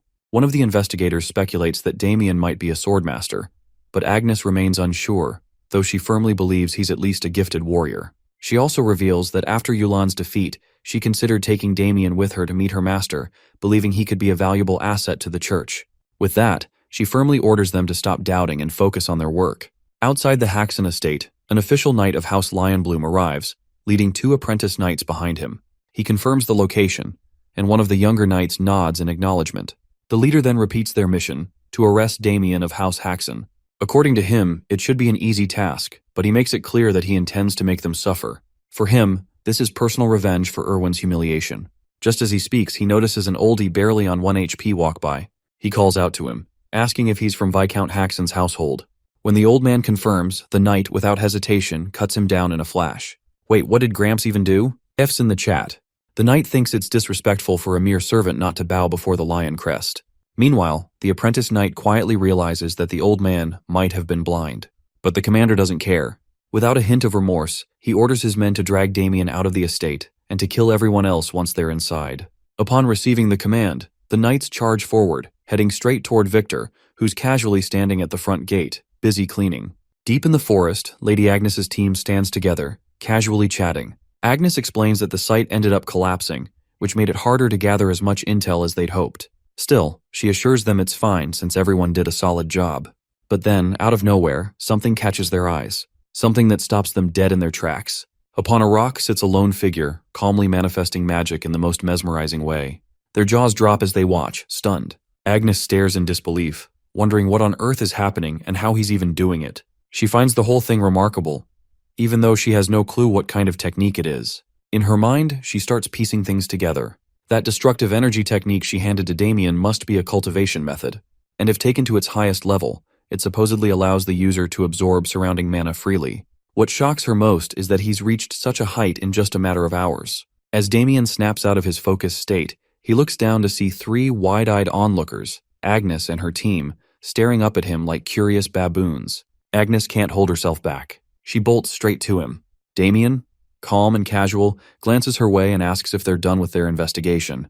Right then, Damien's feeling pretty good about the book in his hands, fully absorbed in its contents. Agnes, watching him closely, can't help but notice the impressive progress he's made. It hits him that Agnes wasn't exaggerating when she talked about how rare this book really is. It's the real deal. Hard to get and even harder to master. As a swordsman in his past life, traditional sword techniques don't hold much meaning for him anymore. But this cultivation method is a game changer. Something truly useful, even for someone like him. Come to think of it, the destructive energy technique was specifically designed to compensate for the insane mana drain caused by the destructive sword technique. Thankfully, it's built differently. It collects mana way faster than most other techniques, and can even temporarily pull in external mana from the surroundings. That alone makes it a powerful asset, especially for someone like Damien who needs fuel for high-level combat without burning out. Lady Agnes and Damien catch themselves locking eyes, and for a brief moment, everything seems to pause. The snow-white beauty blushes softly, while the weirdo himself breaks the silence, casually pointing out that it's already dinner time. He suggests they head back together, but out of nowhere, Damien suddenly senses a sharp wave of bloodlust. His instincts scream that the vermin is here. Without wasting a second, he tells Agnes that he's got an urgent errand to take care of and that he'll head out first. He kindly tells her to return at her own pace. Agnes is left stunned, watching him disappear with unbelievable speed, especially considering he used such a small amount of mana. She realizes then, he must be controlling it with incredible precision. Agnes quietly wonders just how far Damien's limits really go. Meanwhile, back at House Haxon, things have taken a violent turn. Knight Lavender is mercilessly beating Victor, landing a gut-wrenching punch straight to his stomach. Victor collapses, begging for mercy, but the knight isn't finished. He keeps cursing Victor with every hit, while Garrick and Ulpus stand by, enjoying the cruel display like it's entertainment. Victor cries out in pain, but it does nothing to move them. That's when Viscount Paul suddenly rushes onto the scene, demanding the knights hold their horses. Garrick instantly recognizes him. It's Paul Haxon, the Viscount himself. Paul hurries to Victor's side, catching him in his arms as the poor guy lies unconscious, bruised and battered. With fury boiling in his eyes, the old man demands to know what kind of knights assault civilians like this, especially when their estate has already done worse to House Lionbloom, and what Victor did is nothing in comparison. With that, Garrick steps forward and announces that the Marquis Lionbloom demands Damien Haxon. He coldly warns them to hand over the young master, or else the land of House Haxon will suffer dearly. The Viscount expected retaliation, but not on this scale. Still, Paul stands firm, calling it a bluff. He declares he won't hand over his son no matter what. In fact, he's certain that even if he did, Lionbloom would still reduce their estate to ashes. With a quiet yet defiant smile, the old man looks Garrick straight in the eye and makes it clear he refuses to give up his son. Garrick, gritting his teeth, says the fool will regret that decision. But it seems they've now left House Lionbloom's knights with no other choice. Garrick gives the order to his sidekicks to destroy everything until that jerk Damien shows himself. The Viscount shouts for them to stop, but a chilling voice suddenly cuts through the chaos, asking if the vermin have completely lost their minds. Everyone freezes as a dark, purplish, toxic aura seeps in from another direction. Garrick turns, sensing the pressure, but has no clue who the man behind that monstrous energy is. Meanwhile, Ulpus and Lavender are paralyzed on the spot. Damien's aura has them frozen stiff, unable to even lift a finger. With calm steps, Damien walks in and kneels beside Victor, checking if his loyal servant is still breathing. One glance is all it takes to stir his rage. His voice sharp but controlled, Damien tells the knights they're lucky Victor's built tough, because if he had died, Damien would have ended every last one of them right here without hesitation. Garrick stiffens at the sheer weight of that threat, and finally puts it together. This guy, This terrifying presence must be the infamous Damien Haxon, and clearly he's got the guts to defy the Marquis himself. Apparently, Garrick scoffs and confirms to himself that Damien's just some deranged madman who's too full of himself. Or maybe he thinks the kid's just gotten cocky after pulling off some cheap trick to beat a noble. Either way, the blonde gorilla has had enough. He snaps at his minions, ordering them to crush Damien's legs and make him kneel before him. Without hesitation, Ulpus and Lavender march forward in perfect sync, ready to carry out the command. But in a flash, Damien whips out his blade, meeting their attacks with flawless precision. Steel clashes and sparks fly. The ace isn't backing down. In fact, he's been looking forward to testing out the mana he's been gathering. With the destructive energy technique now coursing through him, Damien's just getting started. The hero doesn't waste a second. He grabs Lavender's arm and twists it with brutal force, making the knight scream in agony. Then comes a solid punch straight to his chest, launching him across the yard like discarded trash. Damien smirks, never expecting the guinea pigs to line up and come to him so willingly. Seeing his buddy wrecked, Ulpus rushes in to take a shot, but he gets met with a sharp kick to the chin that sends him flying like garbage. Damien's not holding back. He's out here, ready to use his abilities to the fullest. Garrick, the Lionbloom family's official knight, steps onto the scene, heading straight for Damien. He's shocked to see this guy not falling for Lord Irwin's cheap tricks. Still, it doesn't sit right with him how Damien practically crushed Ulpus. Those mad skills are not something Garrick ever expected him to have. Damien brushes it off, saying there's no need to go that deep. But Garrick suddenly shifts into this dramatic mode, like all the puzzle pieces just clicked for him. Damien's completely confused, and that's when this blonde gorilla of a knight claims that Damien isn't actually Damien Haxon, but an imposter. His father, Viscount Haxon, holding Victor, is completely stunned by such a wild accusation, thrown even deeper into confusion. Even Damien looks disgusted that this gorilla-brained knight could think he's dumb enough to pull a stunt like that. But the blonde gorilla keeps yelling, saying Damien must stop lying, that he's not the kind of guy who falls for traps, and that this is clearly a setup by the field dogs to stop the Lionblooms from rising. The man keeps going on, insisting that Damien isn't the real Damien Haxon. And honestly, the rant is starting to get boring for Damien. He calls him a fake poser, just some hired hand sent to take down Lord Irwin and drag the good name of House Lionbloom through the dirt. Garrick starts reaching for his sword, calling them all a bunch of lowly jerks for throwing mud at the Lionblooms and daring to mess with them. Damien can't believe this King Kong wannabe's got a brain the size of a pinball. Lavender's lying on the ground pretending to be knocked out just to stay out of the mess. Viscount Haxon calls out to his son, while Victor quietly prays for Lord Damien's victory against Garrick. That's when Garrick pulls out his sword and charges at Damien, probably aiming to chop his head clean off. No doubt he can tell this fake Damien's got skills, but he figures the guy's luck has finally run out. The old fool's got it all planned. Once Damien gets just half a step closer, the moment he's within his range in the blink of an eye, he's going to split him in two. With that thought, Garrick swings his blade right at Damien's neck, ready to slice it in half. But Damien dodges it fast, flashing a smirk. He knows the Lionblooms didn't send a clown this time. They sent a real knight. The gorilla can't believe this poser just parried his thrust, but brushes it off, thinking it's just a lucky fluke. The knight is furious seeing the poser deflect his attacks, so he charges at Damien again, this time unleashing a wave of fire with his strike. He shouts at the lad to try blocking this one, daring him to handle something with real heat. Damien stands there, cool as ever, blocking the attacks like they're nothing but a puff of air. He mocks the blonde gorilla for being too slow for such a big guy, and that pushes Garrick over the edge. But now it's Damien's turn. He whips out his sword and dashes forward at full speed, aiming straight for Garrick's forehead. Damien's so fast that Garrick can barely even see him, let alone his attacks. In a blink, Damien lands a solid kick to his face, sending him rolling across the ground like a piece of trash. The big guy's down, catching his breath, while Damien coolly says that kick was for Victor. Garrick pulls himself back up, using his bloodied arm for support and muttering curses under his breath. In no time, he charges at Damien again, sword blazing with fire. But even his ultimate lion's mighty sword of speed doesn't shake Damien's confidence. The ace meets it head-on, letting the tip of his blade collide with Garrick's. The impact shatters Garrick's sword into a spray of metal shards, leaving his jaw hanging mid-run. And before he can react, Damien's sword drives straight into his shoulder, slicing it off in one go. Garrick's mind was losing it under pain, with his mouth coughing up blood. Dude drops to the ground. Viscount and Victor can't believe it's Damien's strength to beat an official knight. Garrick whines that it's hurting, but applies warm pressure to his wound. Right then, Damien slides his blade closer to this gorilla's face, threatening to chop it off. Pretty quickly, this old fool starts begging for his life, not knowing who he messed up with. Damien tells him outright that he is Damien Haxon, saying that he should have begged for his life much earlier. Now it's a little too late when he messed up with his family and made his ugly servant even uglier. Now this begging session won't work. Garrick begs for forgiveness for what happened earlier. Damien isn't impressed by the way he apologizes.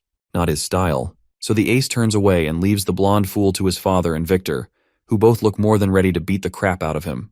The official knight of the Lionbloom family, Garrick, along with his sidekicks Olpus and Lavender, is walking out in pure shame. Their bodies are wrecked, all thanks to a guy named Damien Haxon, who even sliced off Garrick's hand. Turns out, Damien gave his not-so-pretty servant Victor full permission to beat them to a pulp. Victor still didn't feel fully satisfied and wondered if he could land a few more hits, but Damien told him that if he went any further, Garrick would definitely die. Victor casually suggested cutting off another limb or two instead, since Garrick looked close to crying. The old fool was dragging himself away like some horror-struck wreck, and Damien was honestly liking the idea of treating Garrick like their personal toy. Just then, Viscount Haxon stepped in and told Damien that it was enough. Right on cue, Garrick landed at the Viscount's feet, admitting he was totally in the wrong and apologizing for all the disrespect he had shown him. However, Paul isn't letting it slide that easily. The old man says that this gorilla's apology better be worth something after all the chaos he caused.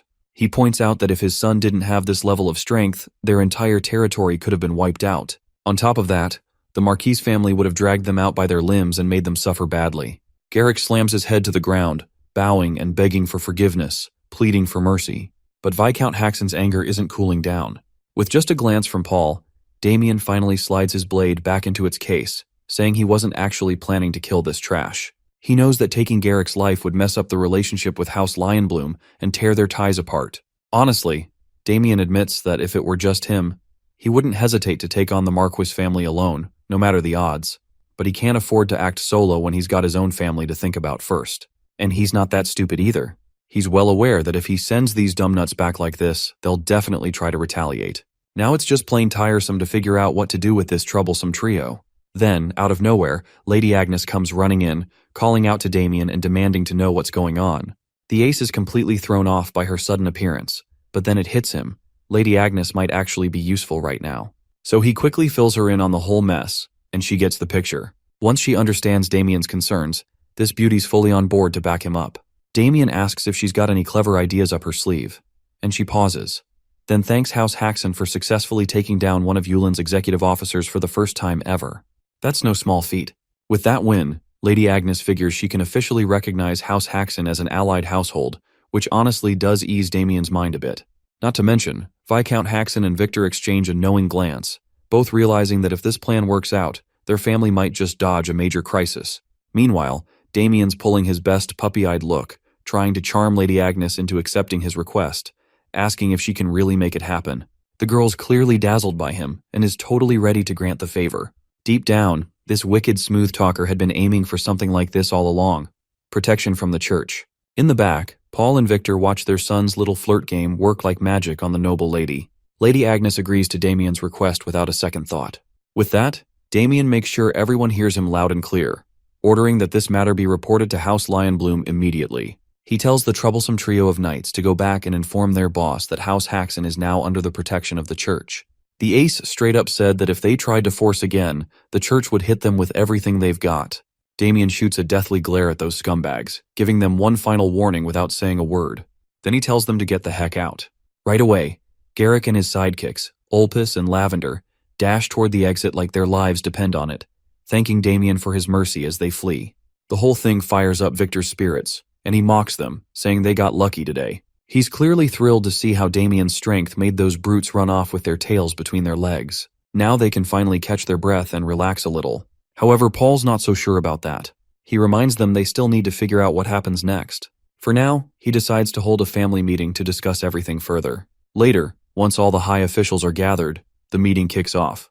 Paul opens by briefly touching on the issue of how to handle their feud with House Lionbloom, which has definitely become a growing concern. Abel, fully suited up in the nerdiest way possible, turns to his father and asks why this meeting even matters if they're already secured by the church. He doesn't quite get the point of worrying about the feud at all, now that they've got the church watching their backs. That said, Louise steps in and points out that they're not really in a position to expect the church to fully protect them or step in when things get serious. Come to think of it, Paul agrees with his daughter. He explains that the church usually avoids getting too deeply involved in noble affairs, especially ones that could spark political backlash. Besides, the true power of the Lionbloom family doesn't just come from their military strength, it runs much deeper than that. The Viscount is fully aware of the power struggle they're caught in against the Lionblooms, who could crush smaller noble families like theirs in countless ways if they really wanted to. Thinking about the wisest way to handle the situation, he figures the most realistic option is to pay them off, a decent sum to keep House Haxon out of further trouble. If that doesn't work, the second option would be to seek protection under a high-ranking noble who could shield them from the Lionbloom's reach. Lady Agnes listens to Paul's reasoning and understands that, realistically, entering the protection of another great house might be their safest move. Still, she speaks up, suggesting there could be one more option. Without missing a beat, she slides in her favorite idea, making Damien a paladin. She says that if he becomes one, it would solve all their problems at once. Damien's face says it all. He's had enough of this nonsense. He didn't expect this to be tossed into the middle of a serious meeting, but it's too late now. With everyone in the room staring at him, waiting for a response, Damien straight up rejects the idea. Paul doesn't try to force it either.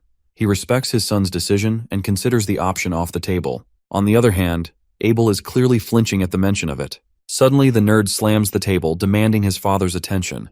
When Paul turns to him, Abel questions why he accepted Damien's refusal so easily. He argues that if Damien became a paladin, all their problems would be over. But it's obvious. Abel's trying to sabotage his brother, pushing him into a path that would keep them from ever clashing again. Damien knows exactly what Abel's doing, running his mouth and stepping into things that don't concern him. Damien's completely disgusted by this punk. Abel catches the look on his face and snaps, asking what's with that nasty expression. The nerdo throws all the blame on Damien, saying the whole ruckus happened because of him, so he better take responsibility. Since it's all his fault, Abel demands that Damien become a paladin and fix it. But before he can go on, Paul shoots Abel a glare so sharp it shakes the whole room, reminding him there's a guest present and he better sit down and act with some manners. That shuts Abel up real quick. No doubt Paul agrees that Damien's actions sparked the feud with the Lionblooms, but he also knows it's not entirely his fault. Then Paul drops the real bomb. Lionbloom's second son had lustful intentions toward Louise. The old man knows that if Damien hadn't stepped in, that guy wouldn't have backed off easily. In short, their son protected Louise in place of a powerless father who couldn't act. Marilda and Louise quietly console Paul, seeing the weight he carries. Just then, the proud figure of Viscount Haxon rises, walks over, and pats Damien on the shoulder, telling him he did well today. The old man is genuinely proud of his son for saving the family's honor, standing tall against the insult to their house, and giving those loafers exactly what they deserved. That moment sparks a warm feeling in Damien's heart, something he never expected to feel. He quietly says it was just something he had to do. Paul decides to take matters into his own hands for now, asking everyone to let him act like their father for once. But just then, the butler walks in with news that someone from House Goldpixie has arrived. Paul has no idea what business they'd have with them now. Turns out, their young master Damien borrowed money using the family's wheat fields as collateral, and the repayment deadline has already passed. The real shock, they've already sold the fields off. Damien's caught completely off guard, not expecting his luck to crash this fast. Paul's face turns dark, rage building fast, and in a full-blown fury, he grabs Damien by the neck and starts choking him, cursing his very existence. One man lifts his hat for a moment to show respect to young Master Damien, wishing him a good day. Damien squints, vaguely recognizing the guy. It's Olin Demishi, the West Branch manager of Dash and Cash, standing beside his personal guard. It's been a while since they last met, but Olin's here on official business, showing up right on the repayment date they previously agreed upon. This wicked guy casually pulls out the contract that young Master Damien signed, reminding him that he agreed to use his family's land as collateral. He flashes a smug smile, saying that's how he could assure Damien he'd get the money in the first place. Then, with a smooth tone, he presents the paperwork to make it all official, calling it just a simple formality. He tells Damien there's no need to worry at all, like everything's perfectly under control. The old man snaps, saying that someone of such low birth could never take land from a noble like him. Meanwhile, Damien starts to piece things together, finally remembering that Olin is the one who manipulated him into handing over the land deed in the first place. He can't help but question what made him even agree to such a thing. Looking the man in the eye, Damien asks how much he actually owes him. Olin calmly replies that he borrowed 200 gold, and with interest, the total now comes to 300 gold. That amount sends shockwaves through Damien's brain, making his jaw practically hit the floor. He stares at Olin in disbelief, asking if the number is actually correct. Olin, with that same smug calmness, simply tells him to go ahead and read the contract. Damien struggles to even remember why he borrowed the money in the first place. It feels like it happened ages ago. But one thing he knows for sure is that their family doesn't have that kind of gold lying around. At this rate, he's convinced he's about to drag his entire household into poverty, left begging for coins like filthy, homeless barbarians. His family would be tossed into the streets with nothing to eat, and the thought crushes Damien. Olin then coldly declares that if the debt isn't paid by today, the land used as collateral will officially become the property of Dash and Cash. Damien fires back, reminding him that he said the collateral was just a formality. Olin, still calm and smug, admits he did say that, but things have changed. Duke Goldpixie has ordered them to collect on all outstanding debts, no exceptions. It doesn't matter if it's from nobles or commoners. He then advises Damien to gather the money and casually asks if he even has that kind of sum. Damien, stunned to his core, confesses he hasn't prepared anything for repayment. That's the exact answer Olin was hoping for. Deep inside, he's thrilled, though he keeps up a fake look of concern for the young master. With a lazy air, he drops onto the couch like he owns it, saying Damien should have thought twice before borrowing money in the first place. Then he snaps his fingers, and two towering gorilla-like bodyguards step forward, locking deadly stares on Damien. Olin insists on handling the situation his way now, fully aware that Damien can't repay the debt on his own. As much as he likes collecting money, what he truly enjoys are moments like this, watching arrogant nobles fall to their knees, groveling, humiliated, and licking his shoes. Now, Olin's practically buzzing with excitement just imagining what kind of face Damien will make next. The thought alone sends a chill down his spine. It's the kind of thrill he lives for. Meanwhile, in a totally different vibe, Marilda and Louise are casually sipping tea while the Viscount paces around like a madman, eaten up by stress. Abel's sulking on the sidelines, probably cursing his own existence at this point. Marilda gently offers the Viscount a seat, telling him to rest before he ends up carving a hole in the ground with all that frantic pacing. Even Louise tells her father to calm down a little. But the old man's at his limit, practically pulling his hair out in frustration, burdened by the disaster his sons dragged them into. Paul's on the verge of losing his mind, knowing full well they can't just sit around when their entire future is hanging by a thread. Marilda casually sips her tea, calm as ever, and tells them to trust Damien. He took the matter into his own hands, and all they can do now is wait. Even Louise backs him up, saying Damien's never let them down whenever he stepped forward. The Viscount knows that's true, but he also points out that it's only because his swordsmanship is top tier. Still, combat skills and negotiation skills are two completely different things.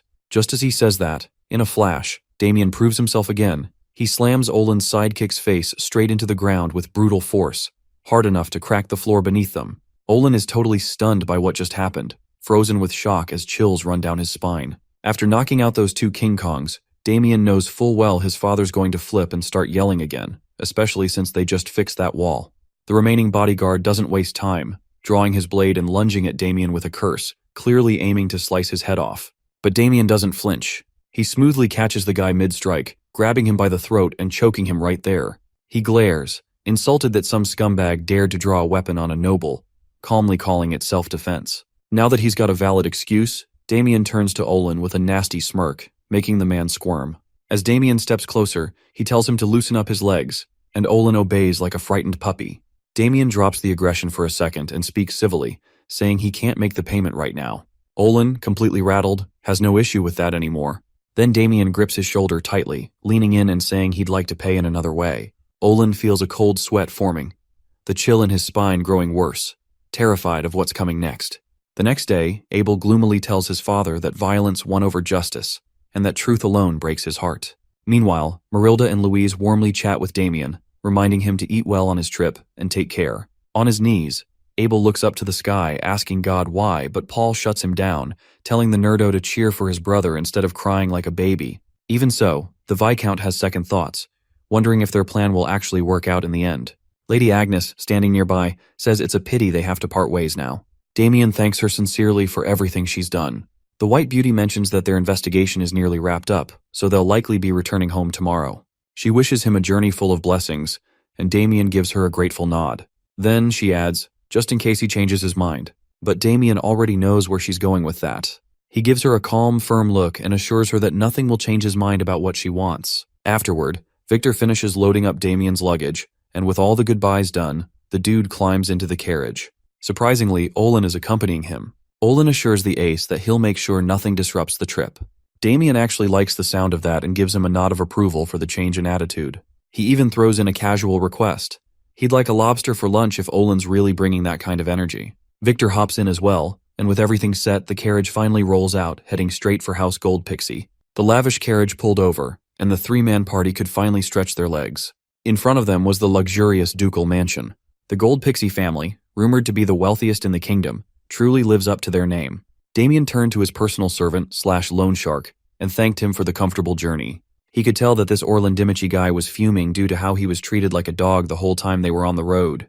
With a phony smile, he wished the young noble well while cursing him to the depths of hell inwardly. With confident strides, it's time to put Damien's next move into action.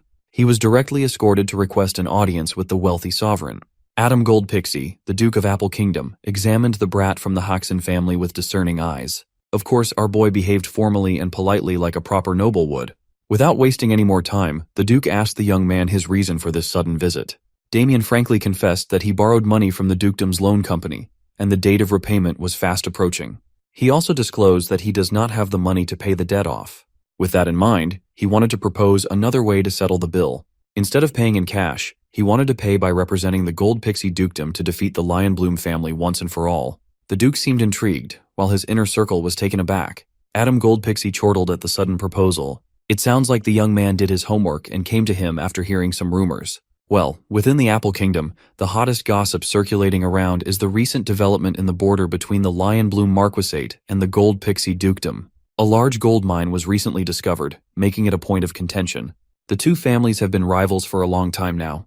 The discovery of riches is the breaking point. Now, they are preparing for a duel between low-class knights to settle the generational beef and determine the ownership of the mine. In Damien's past life, the outcome was quite a definitive one.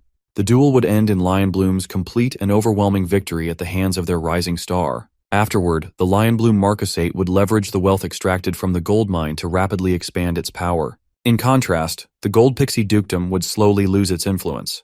To sum it up, helping the Duke win this upcoming match would kill two birds with one stone. Not only can Damien pay his debt, but he can also keep those Lionbloom bastards in check. Adam Gold Pixie was drawn to the young man's boldness. He had also heard rumors about the Hoxton heir taking down the second son of the Lionbloom family and crushing a major crime enterprise in Landwalk City. Those accomplishments certainly boost his credibility, so there's no need to deny them. His arrival is just right on time. Currently, the Duke has been having a hard time finding a suitable knight for the duel anyway. Damien confidently declared that he was the perfect candidate, dubbing himself as the only low-class knight who can stand toe-to-toe against the Lionbloom heir. Saying that he can defeat Michael Lionbloom is quite a daring claim. He's known as a generational genius after all. While there is no denying that the kid is impressive, Damien is a whole other beast. But while he was selling himself as the rightful representative, one of the Duke's knights butted in to oppose his claims based on exaggerated rumors. Besides, Lady Chelsea Goldpixie is still on the road trying to find a suitable candidate.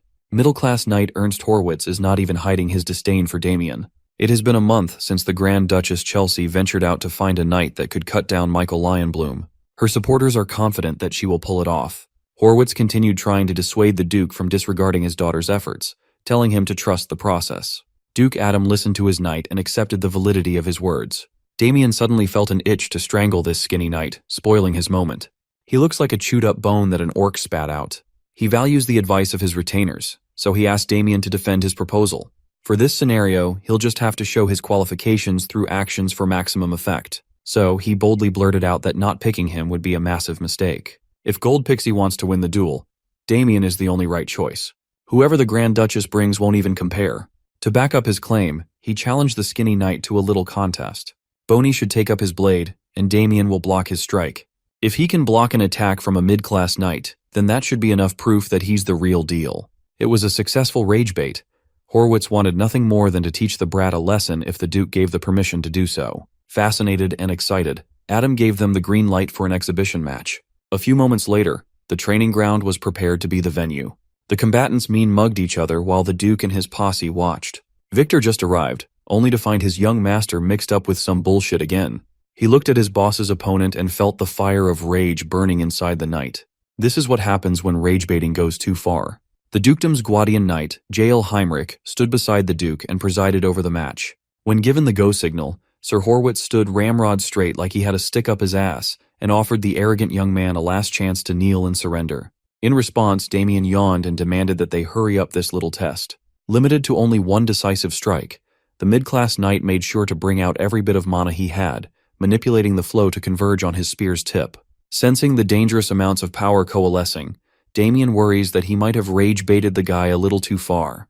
With his face grimacing with rage, Sir Horwitz aimed his tip at the arrogant bumpkin with killing intent. As fast as lightning, he closed the gap while gathering absurd amounts of momentum. It was an impressive opening, but if Damien knows where the strike's path is, blocking it should not be hard. He raised his sword with a clear view of the spear's tip, ready to defend with perfect placement. At the last second, Horwitz's tip seemingly bent and snaked its way past his defense. It was a minuscule change in angle, but it left the young man's chest wide open. With perfect precision, his sword crumbled and shattered in half. Upon feeling the sensation of steel fragmenting under his strength, Horwitz knew that the fool fell for his dubious trap. Without a blade to bear the brunt of the attack, the spear tip continued roaring until it reached Damien's chest, drawing his blood. The Duke was taken aback, and Victor felt his stomach turn upside down at the sight of his young master's blood. Much to everyone's surprise, Damien regained his balance and did not fall. He looked like he was in pain, but he remained standing. Horwitz could not believe his eyes. A mere low-class knight should not be able to withstand his surprise attack. Breaking the silence in the training ground, the young man wiped his blood with a grin and asked the Duke if this was enough proof to give him the representative position. Seeing his master safe and conscious, Victor ran onto the stage and rushed him with a concerned hug. It was definitely more painful than the knight's spear strike. Damien had to wrestle off his loyal attendant on account of his chest wound. The Duke immediately followed, pleased with the show he just put on. Withstanding Horwitz's strike is no easy feat. Frankly, Duke Adam was a little skeptical at first, but he just saw how capable the kid was. He's got a gem in his hands. So, he turned to his retainers and proudly announced that Damien Haxon, after proving his strength admirably, shall be appointed as the Gold Pixie family's representative. Horwitz tried to bitch about the outcome of the exhibition, but the Duke quickly shut him up with a sharp glare. Adam is in a good mood right now. If someone ruins it, who knows what might happen. Horwitz was in shambles. He recalled what happened in his head over and over. He was certain that the attack landed cleanly. There's a reason why he has mid in his title and whore in his name. Honestly, Damien, as he is right now, is already beyond the middle class of the knight hierarchy. Since only low-class knights are permitted to participate in the upcoming duel, he has to hold back and fake his level. He had to make sure that his performance was convincing enough to fool anyone. He had to resort to using a magic shield to defend himself and dampen the spear's force for a split second. If he got the timing wrong, he could have been in real danger. The Duke assessed his condition and saw signs of some light internal damage. Duke Adam can't let his new blade get damaged like this. He tapped his ring and opened his subspace storage. A magic item like that must be expensive as fuck. The wise Duke retrieved an ornate box from the subspace and offered its contents to Damien as a gift. Inside the box were 5 little golden balance pills. He had to pay a high price to get these things from the alchemy school. Knights usually take these precious pills during training, but it's also an excellent remedy for internal injuries. Damien graciously accepted the gift and extended his gratitude. With that, the Duke cemented their new working relationship. The young Baron's plan is progressing smoothly. The next day came. Damien spent the night in one of the mansion's lavish rooms. Today he came to check out the training facilities. He was quite surprised at the efficacy of the balance pills. His internal injuries from yesterday practically healed overnight. He didn't have time to look around yesterday, but as expected of the Duke's household, they have top-notch training equipment everywhere. Coming to this place was the right call. Now, he gets to train using some good shit. While he was admiring the weapon rack, someone with a squeaky voice called his name in an arrogant tone. He looked ahead to see a shorty that had to stand on top of a platform just to reach the same height as him. When asked what's up, some douchebag named Pavel Vermond, a low-class knight of Gold Pixie dukedom, flashily introduced himself. As for the 2 goons behind him, they are his sworn brothers. These 3 were also selected to participate in the upcoming match against the Lion Blooms. Pavel claimed that they were out training in the field yesterday, so they were not around to witness the shit show. He claimed that if they had been there, they would have stepped in and easily dispatched Damien instead of getting Sir Horwitz involved. Pavel sees the duel with Lion Bloom as a matter of honor for their house. Now they can only hope that an outsider's mediocre skills won't drag the team down. With that being said, Shorty warned Damien never to interrupt their intense training. He quietly walked away since he preferred training on his own anyway. In addition, he's quite curious about the level of skill his teammates possess. Now is a chance to see them in action. After quickly getting into their positions, Pavel gave his brothers the go signal with a loud harumph. Leading the 3 stooges, Pavel Vermond gets into his flag-style, immovable king technique. He looked like he was holding in his piss. On the opposing corner, the lanky one performed his secret technique, Vermilion Bird Ascension, though it would be more fitting to call it an awkward chicken jump. The two bumped wooden swords with little to no impact. They looked deathly serious, for this was their 987th duel. For a bunch of noobs with such weak-ass techniques, they seem to think that they are the main characters. After breaking off the shitty stalemate, Pavel grabbed the chance to wave his sword around randomly in hopes of landing one strike against his buddy. Lanky had to matrix dodge his way out of the chaotically sweeping sword. As soon as the wild swings died down, he grabbed the opportunity to turn the table. With all his might, he struck down with his wooden blade and landed a clean hit on Pavel's head with his eyes closed. When he opened his eyes, he was in awe of brother Pavel's genius planning. Lanky got it into his head that Shorty somehow saw through his attack and blocked it with his forehead. Look at this dude, bleeding and crying in pain. He's definitely a mastermind. They broke off and gave their respects to each other. Pavel tried his best to stay conscious while insisting that this round was a draw. Afterward, Fatty walked up the stage for his turn at a spar, and Pavel stammered that he just needed to take a little break first. There is only a month left until the duel, and they somehow think that this type of training will make them strong enough to sweep through the Lion Bloom Knights to protect the honor of the Duke's house. They raised their puny little wooden swords and shouted corny "They're all for one for all" chant. At this rate, these three are on track to being humiliated by Lion Bloom Knights. Off to the side, Damien quietly watched with a continuously worsening dark expression. He was so focused on securing his spot as a representative that he did not take his would-be teammates into account. Now, he's feeling a sense of impending doom upon seeing the clowns he has to share a stage with. He might have been as strong as an actual god in his past life. He served as the blade that brought the entire world to ruin. Yet these three idiots make him feel completely powerless. In his office, the Duke is in high spirits after securing a pretty good proxy for the duel. He's laughing at what just transpired with his guardian knight and the young pup last night. After the trial with Sir Horwitz, Duke Adam called Damien up to his room to offer the tutelage of Jail Heinrich himself. But the young man politely refused, insisting on training by himself. A night had passed since then, and the Duke still couldn't hold his laughter. Damien Haxon is quite an amusing fellow. Being his most trusted aide, he asked the Guardian Knight for an honest evaluation of Damien. Sir Heinrich stoically rated the young man highly. He was the only one who saw the kid use mana for a split second to block Horwitz's spear. Not anyone can just pull that off with that much control. As for their chances to defeat Michael Lionbloom, it's still hard to tell with certainty. Since 3 duelists will be selected to participate, the first team to win 2 rounds will take the match. Even if Damien Hoxton wins his bout, it's not a guarantee to win it all. To get the dub, the rest of their local knights must perform well too. That is why they are training under Sebastian Vincenzo, a middle-class knight. The Duke thinks that there is no need to worry, given Sebastian's capabilities. But if you ask Damien, he would tell you that the local knights are a hopeless bunch. He's been watching them fool around and call it training. They are incredibly stupid. Their stamina is hot garbage. They practice swordsmanship with all style and no substance. They have no drip and no hose. With great reluctance, he has no other choice but to step in to prevent a stain on his record. So, he called the 3 stooges over. While he was putting on handicap weights in his arms and legs, he challenged them to a spar. With a cocky grin, Pavel the Shorty praised his guts for challenging them even after seeing their impeccable skills. He volunteered to go first, and Damien looked at Shorty like he's a dumbass. He cannot afford to waste time by whipping them one by one. It would be best if they just came at him all at once while he's wearing Rock Lee weights. Of course, the challenge hurt the pride of the 3 stooges. To demonstrate their stupidity even further, they tossed their wooden swords away, thinking they could pummel Damien with their bare hands. Even though it's against the chivalry code, the 3 jumped into action with a synchronized attack. With angry fists a few inches away from him, Damien was not in the least bit threatened. 5 minutes later, Pavel woke up discombobulated. He's lying on the floor while staring at the ceiling. Getting from his daze, he racked his brain, trying to remember what the hell just happened. A few meters from him were Lanky and Fatty, who were still sleeping like babies. As Damien thought, this group was simply pathetic in combat. By his side, Victor is stressed over his young master, which causes another scene.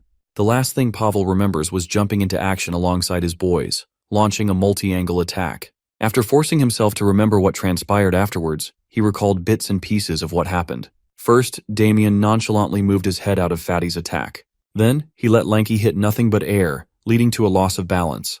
With 2 quick chops to the back of their necks, he dropped the goons to the mat without much trouble. Since the side characters are out for the count, the delusional Shorty was literally left in the air. He braced himself for impact, trying to sneak a punch in, but was clobbered on the chin instead. Just to add salt to the already wounded pride, Damien followed up with another brutal strike. He unleashed a barrage of attacks like he was juggling a noob on a fighting game, breaking and dislocating every bone in Pavel's little body. It was then that his mind broke and blacked out everything. The outsider really overpowered the pride and joy of the dukedom's knight order. What kind of monster can do that at the low-class knight level without even breaking a drop of sweat? After whipping them up to shape, Damien had essentially beaten the three to complete submission. When asked who their instructor was, Pavel stuttered the name of Sir Sebastian Vincenzo. Damien could not believe that someone at the middle-class level trained a bunch of kids to be so pathetic. Honestly, they would be better off ditching that lousy-ass teacher, but there's no need to start drama. So, to supplement their trashy education, Damien demanded that the three come to him to spar after formal training every day. Pavel worries that if Sir Vincenzo finds out about such an arrangement, the knight might take it the wrong way. Fortunately, Damien is so well versed in beating people up that he can do it without leaving a single mark or injury. Come to think of it, Shorty clearly felt his bones breaking and dislocating while he was getting thrashed, yet he woke up without a scratch. You see, Damien learned how to beat people up in a very specific way back in his Death Knight days. Long ago, there was a man who traveled the continent making a living with criminal reformation. He was widely known as the character corrector. His method was very crude and simple. Inmates that misbehave get their asses handed to them. He would beat them up for an hour straight. If that did not work, he would double the beating time. Rumor has it that he once beat a criminal continuously for 512 hours straight. Over time, Character Corrector began to feel pity for the criminals he left bloodied and mangled. Instead of quitting his job, he devised a technique to beat someone up endlessly without endangering their lives. With countless hours of practice on these poor criminals, he had reached mastery over the bizarre technique. He called the state Amsa or My Kill. It's just one of the many techniques that Damien picked up in his past life. Inflicting unbearable pain without leaving a single scratch is quite useful in times like these. Today, he made the Three Stooges face the fact that they are just pathetic worms. But there's no need to worry. They have a whole month to turn worms into something else. Within that time frame, Damien will make sure that they become something useful. The Three Stooges felt a very painful month coming their way. Before they could get back to today's training, the Duke's personal attendant interrupted with urgency. He came running to inform Damien that he was being summoned by Duke Adam. Well, his presence has been requested since the Grand Duchess Chelsea Goldpixie returned. Straight out of her long travels, she paid respects to her father. The Grand Duchess bent her knee with a strapping knight alongside her. There was no one more pleased to see her return than Sir Horwitz. Even though he was humiliated yesterday, Lady Chelsea has arrived to correct what's wrong. Duke Adam welcomed her with indifference and asked if the man behind her is the knight she chose to enter into the upcoming duel. With a confident and sly smile, she presented the hulking warrior. At first glance, the Duke didn't seem impressed. In fact, he looked sus. The man stood up, displaying his tall frame. With a roaring voice, he introduced himself as Guillaume Blackwing, also known as the Wild Beast. Some of the Duke's retainers recognized the name. The Wild Beast is the famed Free Knight. Combat nerds across the kingdom have heard tales of what happened when he took part in the Acclinant Kingdom's conflict. In one battle, Guillaume was credited with wiping out every opposing low-class knight. The streets are saying that there's no match for him at his level. Even the Duke had heard tales about the Wild Beast and his exploits. He was granted the nickname for a reason. For that, Duke Adam's interest was piqued. Lady Chelsea proudly announced that Sir Guillaume had already pledged loyalty to her name and had agreed to participate in the upcoming duel. She is extremely confident that this man would be the answer to their Michael Lionbloom problem. In terms of reputation alone, Sir Guillaume could be considered a bigger name. If Michael Lionbloom is still in the making, the Wild Beast is already complete. While this would have been great news a few days ago, Sir Guillaume's arrival is a bit of a headache now. Lady Chelsea did not like seeing her father hesitate at all. To explain, Duke Adam introduced the young man he picked for the job as Goldpixie's representative. Sir Damien Haxon arrived just in time to aura farm and stunt on everyone. Of course, Lady Chelsea did not like this breaking news at all. She's been on the road for a whole month, working her ass off to give the dukedom a shot at winning, only to find out that the position was already filled without her knowledge. Looking unhinged, she asked Daddy to just change the representative to her pick so they could square this mistake away. The Duke maintained a neutral stance and swore to keep the suggestion in mind. With Daddy not backing her up right away, Lady Chelsea threw a tantrum. She's never even heard of the name Damien Haxon before. She thinks it's only natural to choose someone with a great deal of accomplishments under his belt over a nobody. Damien does not like being treated like some background extra. On the other hand, Sir Guillaume Blackwing is looking at him with palpable mockery. For some reason, the young man picked up a really bad vibe from the Wild Beast. The Duke listened to his daughter's ravings and calmly defended the young man he appointed. He brought up the fact that Sir Damien was skilled enough to withstand a full-powered blow from Horwitz. Being reminded of what transpired shook the Toothpick Knight. Lady Chelsea finally dropped all formalities and called out her daddy for always looking for the perfect excuse to undermine her abilities. Chelsea started babbling about the Duke's treatment of his family, and Adam warned her to watch her tongue in front of the guests. Preventing herself from crossing the line, the Grand Duchess excused her behavior, citing the fatigue from long-distance travel clouding her judgment. Everyone in the room could see and feel that the father and daughter had some deep-seated issues between them. Declaring the meeting over, the Duke dismissed everyone and promised to consult his retainers before coming up with a final decision on who would get the job. Out of nowhere, Sir Guillaume erupted with a boisterous laugh. He dropped all formalities and asserted that there is no point in deciding with just words. Offended by such brutish words against the Duke, Guardian Knight Heinrich almost drew his blade right then and there. The wild beast continued by saying that the strongest one should naturally represent the Gold Pixie Dukedom. They can just keep it simple and find that out right now. Lady Chelsea reprimanded her knight for speaking out of turn when she specifically told him to stay quiet. Knowing that the brute's words have some truth to them, the Duke asked Damien what he thinks of the veiled challenge. To be frank, all these tests are getting tiresome. Either way, he's also aware that the fastest way to resolve the situation is by showing a bit of force. So he agreed with Sir Guillaume's sentiment, but proposed that they settle this dispute without an actual fight. He extended his hand, wordlessly offering a simple contest of sheer strength. In addition, there is something he would like to confirm by touching hands. Once again, Sir Guillaume laughed his ass off and warned the young man about the dangers of losing an arm.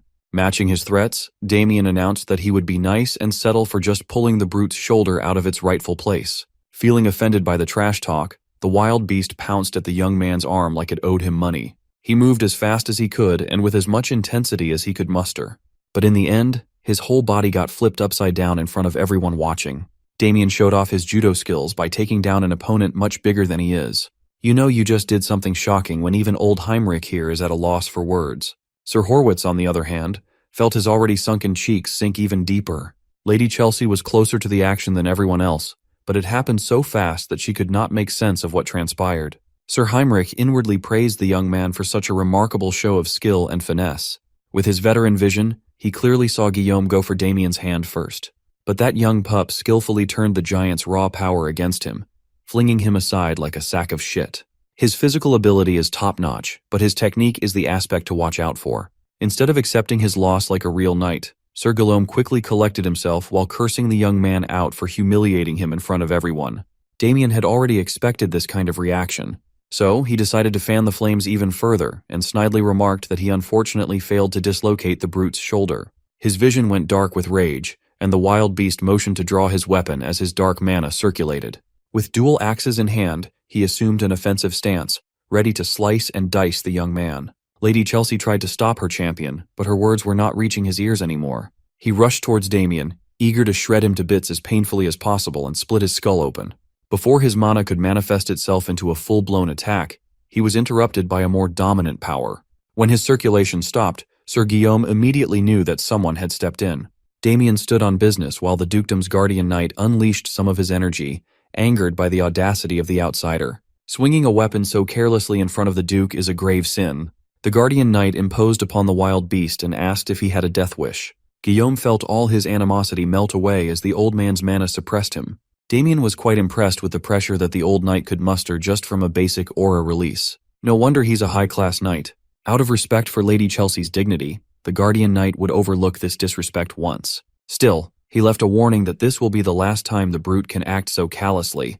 He doesn't believe in second chances. Feeling the cold embrace of the old man's aura leaving his body, Guillaume slumped down to the floor, huffing for air. With that settled, the Duke demanded everyone's attention. Judging by what he saw from this unruly commotion, it would be best for their house to keep Sir Damien as representative. Once again, Sir Horwitz protested that what transpired was not a fair match at all. He excused that Sir Guillaume Blackwing had yet to fully recover from his travels, giving Damien a clear advantage. The young man is starting to regret not slitting this toothpick's throat when he had the chance. In addition, he whined that Sir Guillaume is a knight versed in weaponry, and he should not be judged based on a brief hand-to-hand combat test. This time, Lady Chelsea backed his protest. She argued that they should not make decisions based on childish scuffles. An official duel must happen between the two. The Duke is starting to get irritated by the other camp moving their goalpost. Disappointed and angered by her daughter's demands, Adam struck his desk and yelled at her for being such an incompetent brat. Lady Chelsea was shaken to her core. After calming down, she stammered an apology for overstepping. The toothpick knight gritted his teeth and held his tongue on the sidelines. With an awkward silence hanging in the air, Damien raised his hand and addressed the Duke. Looking mischievous as ever, he asked if he could share something. Much to everyone's surprise, he accepted Lady Chelsea's proposal, a formal duel to determine who would represent the Duke. Since that is his wish, Duke Adam had no choice but to relent. Later that day, Victor is all over his young master, pestering him about accepting a needless duel when all he has to do is stay quiet instead of risking a loss. Ignoring Victor's nagging, they finally arrived at their destination, a workshop that the Duke personally recommended. Adam Goldpixie added a stipulation to the incoming duel. Since Damien's long sword was destroyed during the Horwitz fight, he ought to get a new weapon made at the Duke's smithy. In all honesty, he could probably beat Guillaume within an inch of his life with a training sword. But there's no reason to turn down the Duke's generosity. Free stuff is free stuff. When they entered the workshop, Victor relayed Duke Goldpixie's orders and asked him to collect a blade for the young master. Since the smithy was already notified in advance, they were invited to the arsenal. Inside was a lineup of high-quality blades in all shapes, forms, and sizes. Even someone like Damien, who had seen a fair share of legendary weapons, was quite pleased by the workshop's collection. Among all the glittering blades displayed in cases, only one firmly caught his attention. Seeing that he's interested in such a unique blade, the owner shared that it was commissioned by a valiant knight once employed under the Duke's family. Before the blade was finished, he had to leave for unknown reasons. The blade never reached the intended owner's hands. Interested, Damien asked if the knight provided some resonance steel for the forging process. He asked because the uniquely shaped sword resembles the signature blade of a swordmaster known as Sword Maestro. The thing looked like a tuning fork. The owner was quite shocked that the young man still picked the blade even after knowing that it was forged with something as finicky as resonance steel. Unlike other rare metals that amplify mana, resonance steel has a different property. It has the unique trait of repelling mana and generating waves. When asked for the blade's name, the owner tried his best to remember. The knight who commissioned the odd weapon dubbed it the Thousand League Sword. With that, Damien easily secured a brand new weapon that could amplify his power. As they were walking out of the workshop, someone approached them in the streets. Flanked by armed guards, the personal maid of Lady Chelsea, Rebecca, politely introduced herself. She relayed that the Grand Duchess wished to speak with Damien. It would be nice if he would spare the lady a moment to talk. Of course, Damien had no reason to accept such a sussy invitation. However, Rebecca insisted that the Grand Duchess holds more cards than one might expect. Maybe a conversation would do him good. That Chelsea girl will probably try to win him over with all kinds of persuasion. Since Damien has a few things he wants to confirm, he decided to play along. So, Rebecca led the way, and they eventually arrived at a restaurant personally run by the Grand Duchess. It's a high-end place that only accepts reservations from nobles. Rebecca emphasized that this meeting is important enough for Lady Chelsea to clear the entire place for the whole day, just so they can talk in private. The sussy maid opened an ornate gate and urged the young man to enter. The Grand Duchess is waiting inside. Admittedly, he was quite curious as to what kind of offer this lady would make to get him out of the picture. As soon as he entered the private room, his senses were assaulted by a hypnotic scent. Lady Chelsea poured herself a glass of wine with a single hourglass sitting on the table. With a bewitching smile, she invited Damien to sit with her. A single whiff of that pink stuff in the air, and I know some of you would have folded like a lawn chair on the spot. Even after noticing the sketchiness of this meeting, he sat his ass down and directly asked what she wants. Instead of talking about business right away, she asserted that they share a meal first. Not one to waste his time, he demanded that she lay her offer down on the table right away. Since he insisted, she relented. Lady Chelsea only has one request. Of course, that would be for Damien to step down as the family's representative. He accused the lady of not trusting in her champion's chances of winning against him, but she calmly explained that she has complete confidence with regards to Sir Guillaume coming out on top. It's just that she wants to save the man's strength for the real duel with the Marquisate house. It would truly be troublesome if he got injured from some meaningless duel, wouldn't it? For the sake of negotiating, Damien asked what he would gain by accepting such a big request. Lady Chelsea simply answered that he could name his price. Anything he wants is on the table. She only sees him as a countryside noble who would be happy with money, fame, or other materialistic stuff. This girl doesn't even bother hiding her arrogance and judgment. Still playing along, Damien argued that he could just get all those things from the Duke himself. She relented that while that might look like a good route to go down on now, isn't it better to be in good graces with the future Duke instead? Throughout their conversation, Chelsea's eyes kept darting down to the hourglass. She relayed her offer. If Damien wants to take it, he should go and talk to the Duke about backing out right away. As soon as the last grain of hourglass sand fell, the bewitching air intensified, and she ordered the young man to step down as the family's representative. Damien felt a wave of warmth and stimulation wash all over his body. Instead of falling prey to the blatant attempt at putting him under a spell, he definitively refused the offer. Expecting her sneaky maneuver to work, Lady Chelsea was confused that her demand was being denied by a bumpkin noble. Damien enjoyed seeing the spoiled brat squirm in her seat as she panicked at the allure scent's failure. The moment he entered the room, He recognized the black magic that induced false affection wafting in the air. It is commonly used to manipulate a target at will. Thankfully, he retained all his black magic knowledge from his previous life. That enchantment incense is quite hard to miss when you know what you're looking for. Based on the size of the room and the scent's concentration, anyone would become a slave within an hour of exposure. Thanks to the authority of greed, Damien simply absorbed everything without being affected. Deciding to have a little fun, he pressed the spoiled Duchess about her odd reaction to his refusal. She stumbled over her words and doubled down on giving him everything he wanted. Done with his fun, Damien turned his back and walked away. He doesn't need anything from this brat.